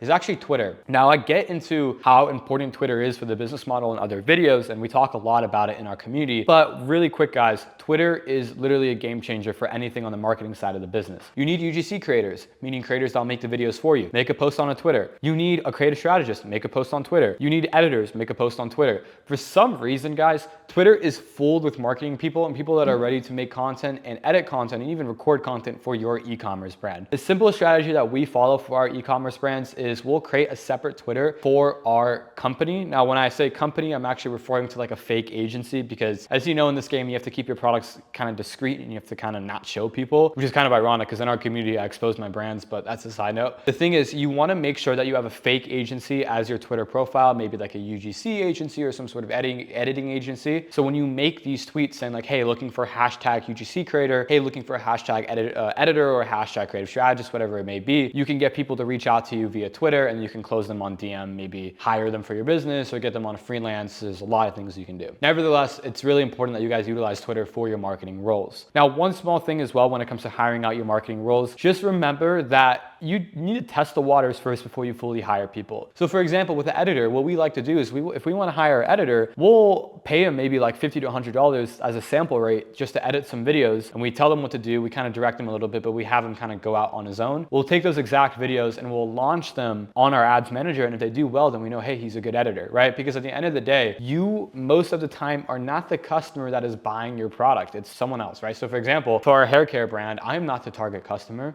It's someone else. Or like for all our other brands, I'm usually not the target customer. So my opinion rarely matters in this whole equation. It's whatever the data shows. And if the data shows that these creators are doing well, that this editor made, fuck it, we have to hire that editor. The whole point of the marketing process is to find stuff that the data relates to. All right, now in this part of the video, I want to go over store building, but I'm going to do it in a really interesting way. The thing is, you guys know there's a million other tutorials out there of like building stores one-to-one, but I wanted to use this part of the video to actually show you a tool that I've been recently using and I've seen a lot of success with. So we're gonna dive into the computer here really quick. All right, now in this part of the course, guys, I'm gonna teach you guys how to build a store. The thing is, there are a million other store building tutorials out there. Like everyone and their mom has a tutorial on how you guys can build a dropshipping store on Shopify and like all the basic stuff, but I wanted to use this part of the course to show you something that I've actively been doing in my businesses and something that I've honestly been gatekeeping for a while and I feel kind of guilty of it. Now, this is a tool I've been using in literally all my dropshipping stores and I've seen a lot of my students use it as well and see a lot of success with it. So let's just hop on the tool right here. As you guys can see, it's called Atlas. It's an AI store builder. Now, here's the thing. A lot of people who've been following me for a while know that I've said this before and I'll say it again. If you're not using AI in e-com in 2025, you will be left behind. AI is just revolutionizing the game. And the only issue up until this point was there was no AI store builder that I felt actually was worth the time to talk about. And on top of that as well, there was no AI store builder I found that actually converted. For some reason, all the other ones I've used, and this is coming from someone who does the business model, I have seen no success with. Like, they literally just don't convert. For some reason, people don't buy from it. However, this is the only one I've actually seen work, and it's actually a blessing that I can show this to you guys, because I'm assuming a lot of you guys haven't seen this before.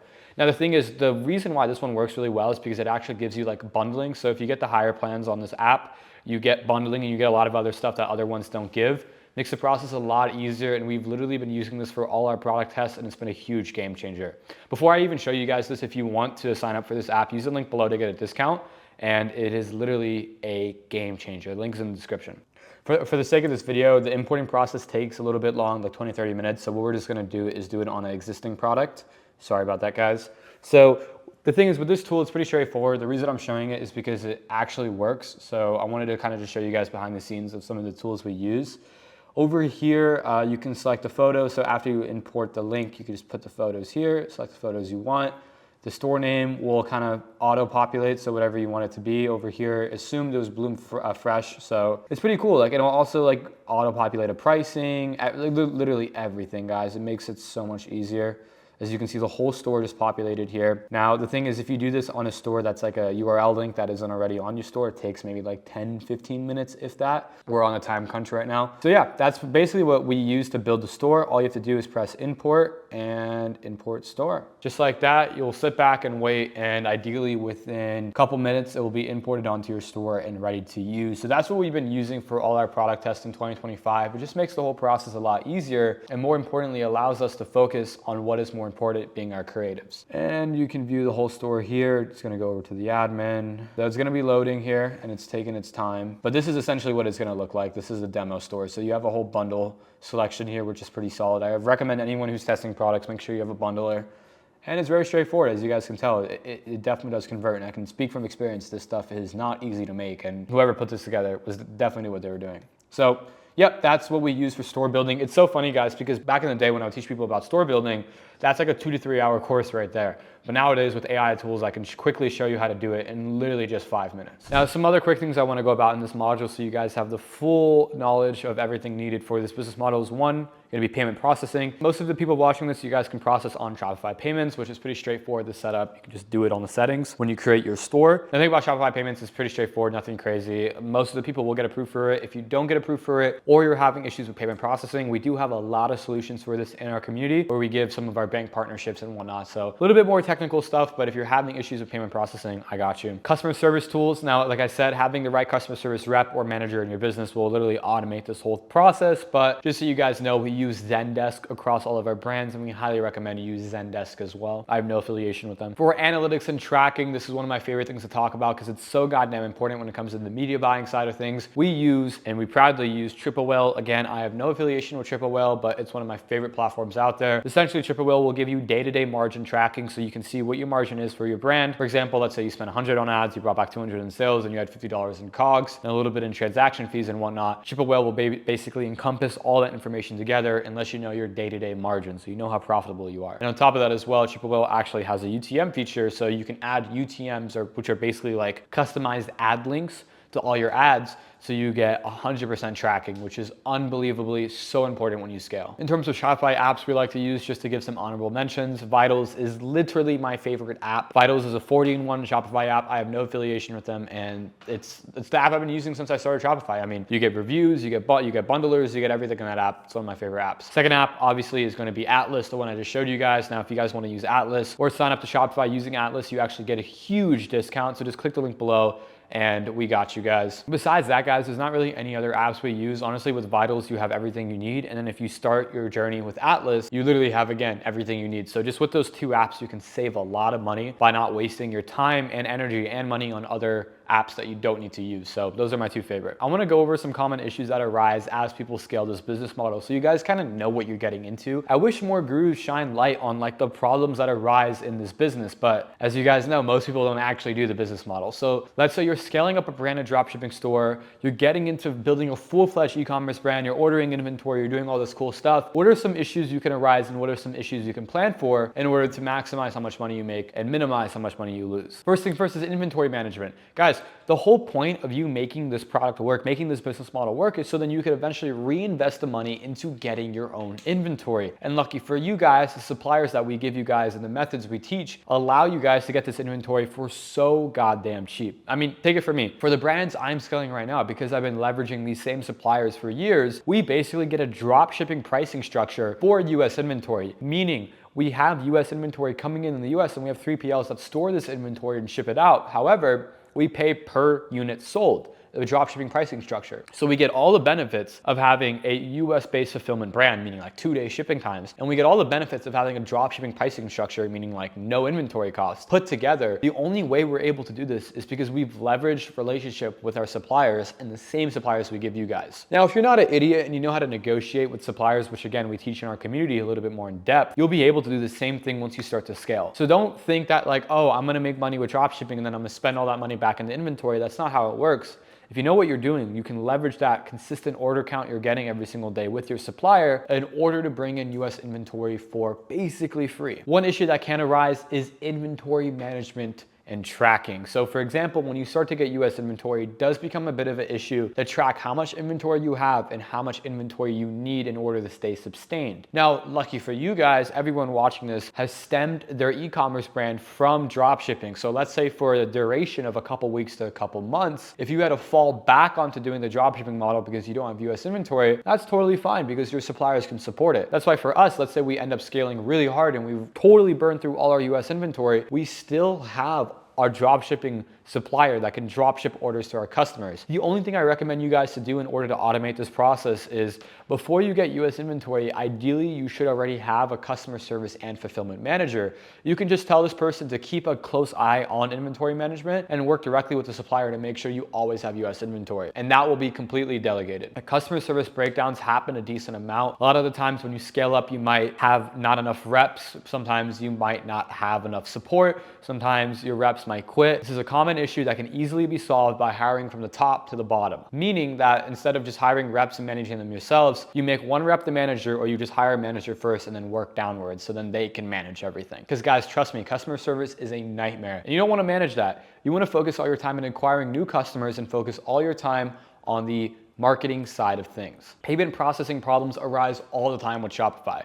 You might get a Shopify hold, you might get a payment reserve, and even if you're not even using Shopify payments, sometimes you get hit with a reserve. It's very common for beginners to get a Shopify payment reserve. It's like, I think 9 out of 10 people who do this business model have once been hit with the reserve. Now there's a couple ways to go about this. The best way I could say to beat a reserve is just communicate clearly with the Shopify team. You guys, the thing is when you start dropshipping, I highly advise you guys to keep a lot of the money in the bank. Don't go spending it on Lambos and nice watches because the thing is you might get hit with a reserve and that reserve might hurt your cash flow. Now, don't get me wrong, you'll always get the money that Shopify holds from you. They'll never like not give you the money, but you don't want to be in a position where you can't scale because of the reserve they gave you. So be wary about this and just make sure you're keeping a lot of your profits set aside to deal with reserves when you first start out. Now, as you scale up and you start to make more money, you haven't really have to deal with that. But just in the beginning, no, it's better for you to focus on keeping money aside. Ad account shutdowns are one of the most common things in the e-commerce business. I honestly think that everyone I've talked to in the business model has experienced this at least once in their life to where it's like their ad account gets shut down and they get cooked. Now, don't worry because there's a lot of ways to go about this. I will say this though,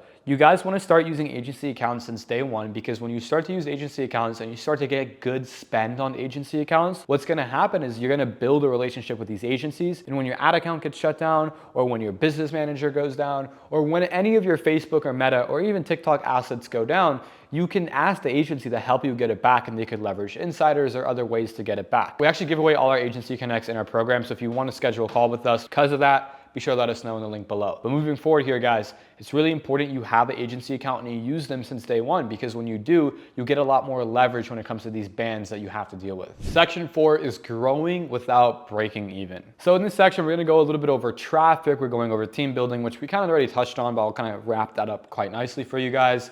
And honestly, just what you need to do in order to exit this business model so you have the right ideology in mind when you start. Now, traffic is really easy, but traffic is one of the most important parts of the business model. See, when someone like me thinks about traffic, the first thing I think about is creative systems, because I know what it takes to get profitable traffic. A lot of people have the misconception to where traffic in the business model just means like, what's your media buying strategy? Where are you getting the traffic from? A lot of stuff that is irrelevant to what actually makes money. Whereas the creatives I know matter. And I'll give you guys a great example to where when we have a winning creative on Facebook, that same piece of content, when we put it on TikTok, Snapchat, Pinterest, AppLovin, doesn't matter where we're launching it, will make us a lot of money. Even to the extent to where we'll take vertical videos that are doing well on Facebook and launch them on YouTube, whereas it's a horizontal platform, and it will still make money. Guys, creatives are everything. And the only thing I want to talk about in the traffic part of this video is creative systems. Now, again, guys, I have a whole goddamn video going over this that I'll put on the screen. And we talk about this every single week and one-on-one in our community down below.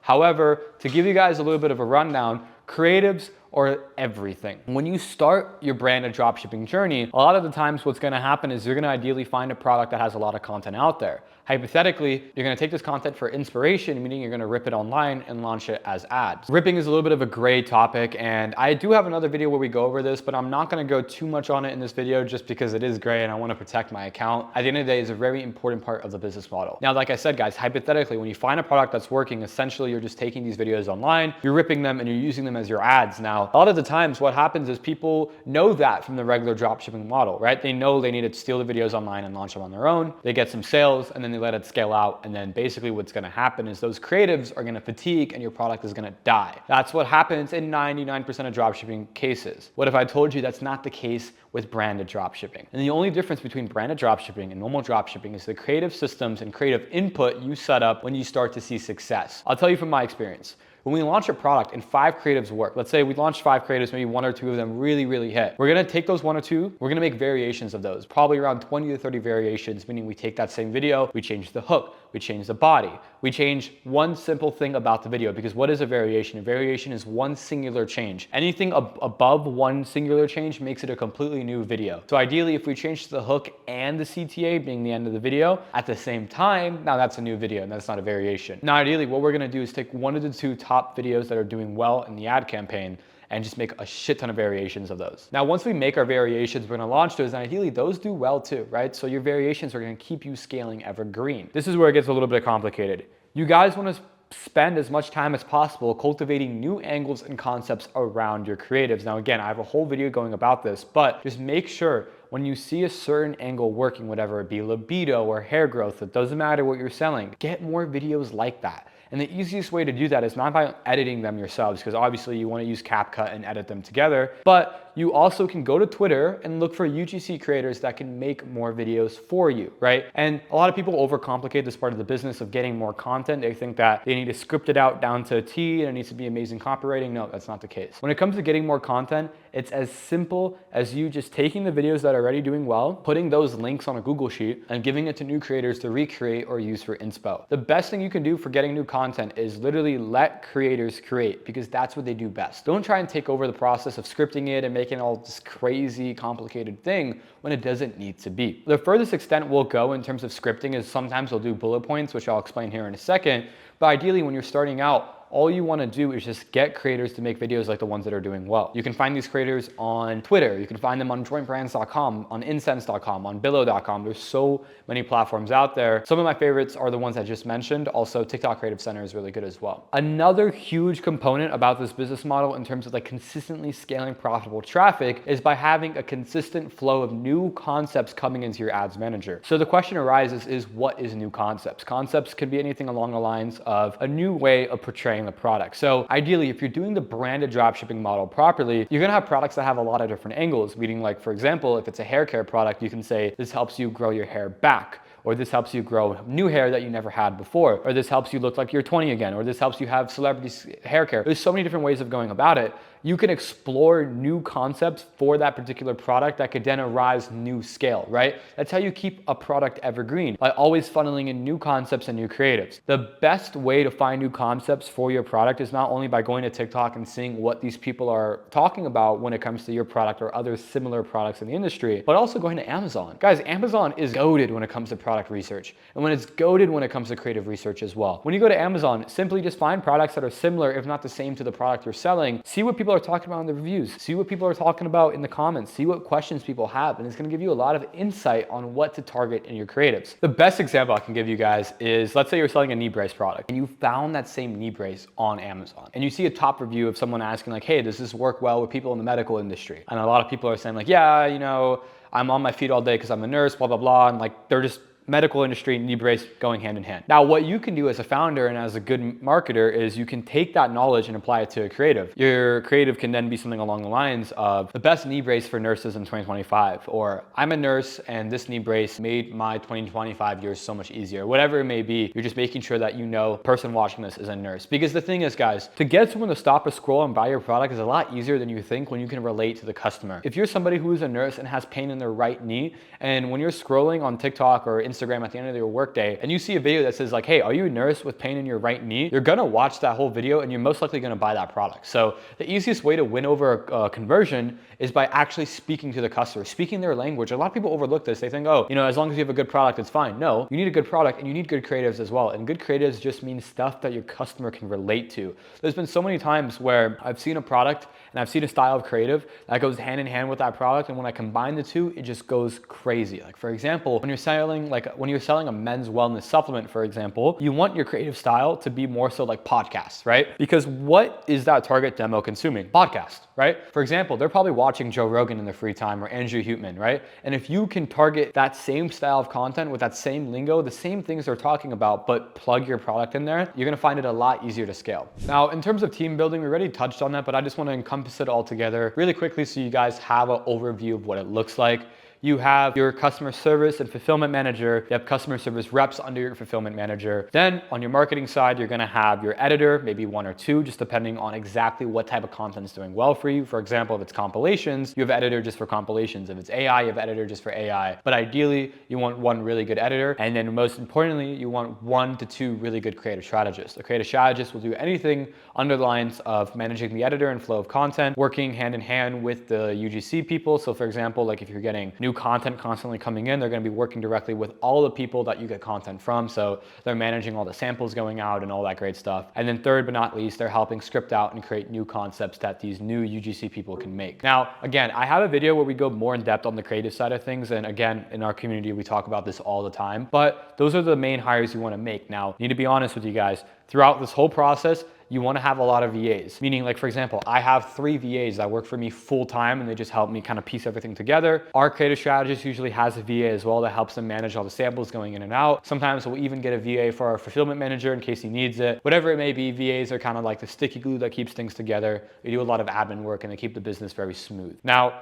again, guys, it depends on your specific brand. Not everyone's gonna have the same team structure. I've seen guys before where they're really scaling VSLs, meaning like video sales letters. These are just like super long ads. They're really scaling VSLs well. So for them to have like a creative strategist is pretty, it's obsolete. They don't need one, right? So instead, they focus on hiring copywriters, and the copywriters work directly with the editors, and the editors work directly with the media buyers, and it just goes into one big circle, right? So again, it really depends on how your business operates and what style of content is working for you. But the main thing you guys can take away from all this is understand what's your winning style of content and then build a team around that. Now, one of the last things I wanted to go over in this module is going to be finances. Now, this is something I'm not going to shine too much light on, but it would be criminal for me not to even mention it to you guys. Finances and keeping track of your finances is so goddamn important. If you don't have a clear picture of how much money you're making, then to me, you're not making any money. You need to make sure you have a good idea of how much money is coming in and coming out of your business, no matter whatever it be, agency, dropshipping store, doesn't matter. Now, when it comes to day-to-day margin tracking, you need to use platforms like Triple Whale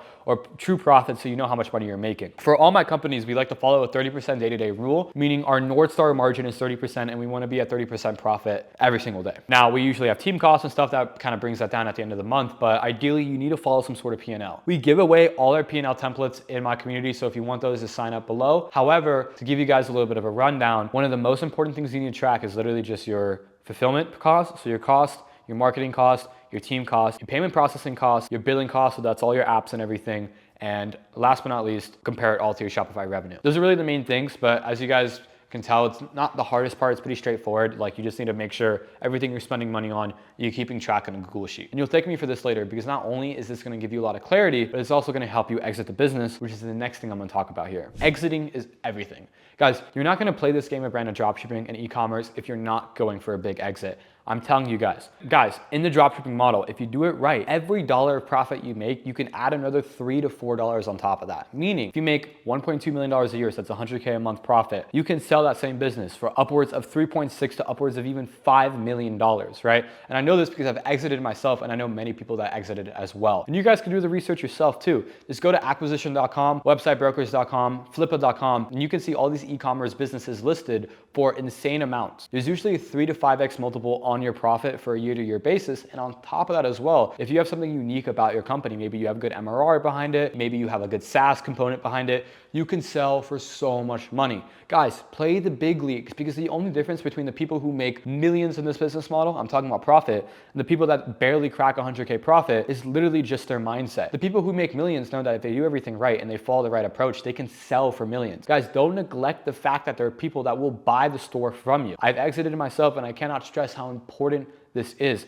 A lot of you guys are missing out on millions because you're not focusing on the exit. So what does that mean? Make sure your finances are in check. Make sure you have a good team. Make sure you're actually treating it like a real goddamn business. You're a founder. You're not just some random kid that's trying dropshipping to make some money on the side. When you treat this thing like a real business, it's going to pay you like a real business. Remember that. All right, guys, now just to wrap this video up, I want to give you guys some real life examples of some stores that have done this model properly and now are worth multi-millions. So I'm just going to share my screen here, guys, and show you. So this is the first store here, solowave.com. And if you've seen my content before, you've seen I've talked about these guys. This is a dropshipping product that has made so much money. Like, these guys have easily done over 100 million, and you can use Shop Hunter and see all their data themselves there. They've won awards. They really took the branding approach really seriously, and that's what can happen, guys. And I want you guys to remember, don't compare your version 1 to someone's version 100. These guys have been in the space for about like 4 years now. I've been tracking them for a long time, and every single year I see they're growing. They're adding new things. Like, for example, they didn't just get all these awards year 1.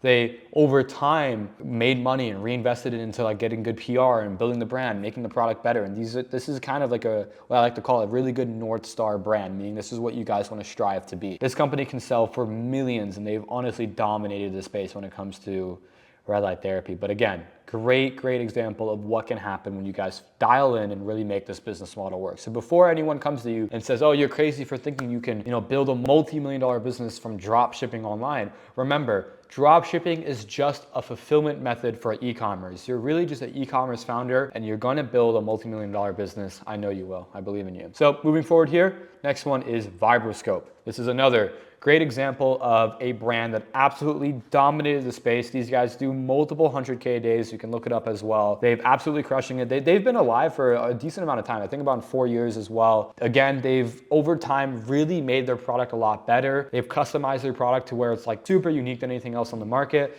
And on top of that as well, they've really dialed in their creative systems for their marketing. So again, they're worth multi-millions, probably I think around 50 to 100 million. I don't want to say exactly how much, because a lot of the times these brands can sell for more because they have stuff like, for example, they have MRR here, which really helps them get consistent revenues. But nevertheless, these guys absolutely crush it, and this is a great example of a store that you guys want to strive to be like. Last but not least, this is one of my favorites, and I've talked about this one before, guys. If you guys know, this is heyshape.com. I know I don't advise people to sell clothing or apparel that much, but heyshape.com is an amazing example of a store that took a product like shapewear and built it into a real brand. Guys, these guys were doing like 5 to 600K a day last time I tracked them. You guys can track them as well with Shop Hunter, and you can see they're absolutely crushing it. This is an example of a store that you guys want to strive to be like. They really just dominated it. And I urge everyone watching this to, when you have some free time, take all these brands I'm showing you, put them into ad library, and see their ads, see what type of content's working for them, because that's the type of content that's allowing them to build a multi-million-dollar business, right? So don't neglect the fact that there's real companies out here that have scaled to multi-millions of dollars because of drop shipping. So here we are, guys, literally 2 hours or 3 hours, I don't even know. 3 hours later, I've given you literally everything. The exact framework we use to build real brands with drop shipping.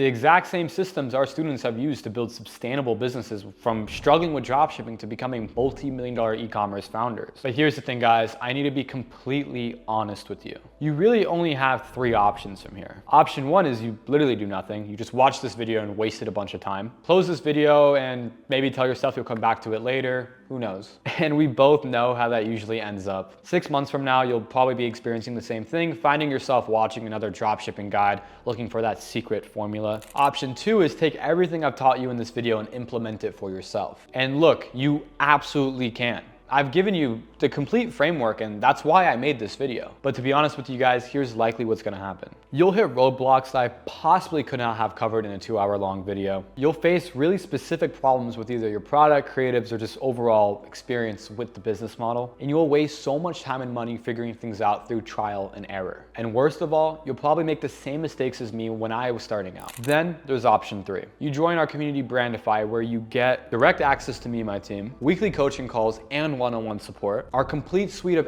SOPs and processes we use to scale all our brands that all our students use to crush it as well. Obviously, all our suppliers, our whole supplier network, and our whole ad account network. So you get my whole network basically. Our creative team framework, so you get everything you need in order to scale creatives and actually do the marketing properly. And literally everything you guys need to build, scale, and even sell your e-commerce business. I mean, guys, I wish there was just more knowledge out there for this specific business model, but as you can tell in this course, not a lot of people talk about this. I'm one of the only few people on the planet that have done this business model properly and are actively doing it. So in our community, we show you guys everything. But here's the thing, Brandify is not for everyone. In fact, we reject around 80% of applicants because we're looking for people who are actually serious about the business model. Guys, we take our success rate very seriously. We're not looking for people who just want another get-rich-quick scheme. We want people who want real value and know the importance of network and knowing what to do. And to be honest, if you stuck through this whole entire video, you're probably serious about the business model, and this is probably a great fit for you. It seems to me that you're ready to do it the right way. So here's what I want you to do right now. Click the first link in the description. It'll take you to our application form. If it looks like you're a good fit, our team will reach out to you and will schedule a call to map everything out. And look, I get it. 2 hours ago, you were probably skeptical. Maybe you've been burned by mentorships before, because God knows I have. But I literally just gave you my entire playbook for free. Everything we do.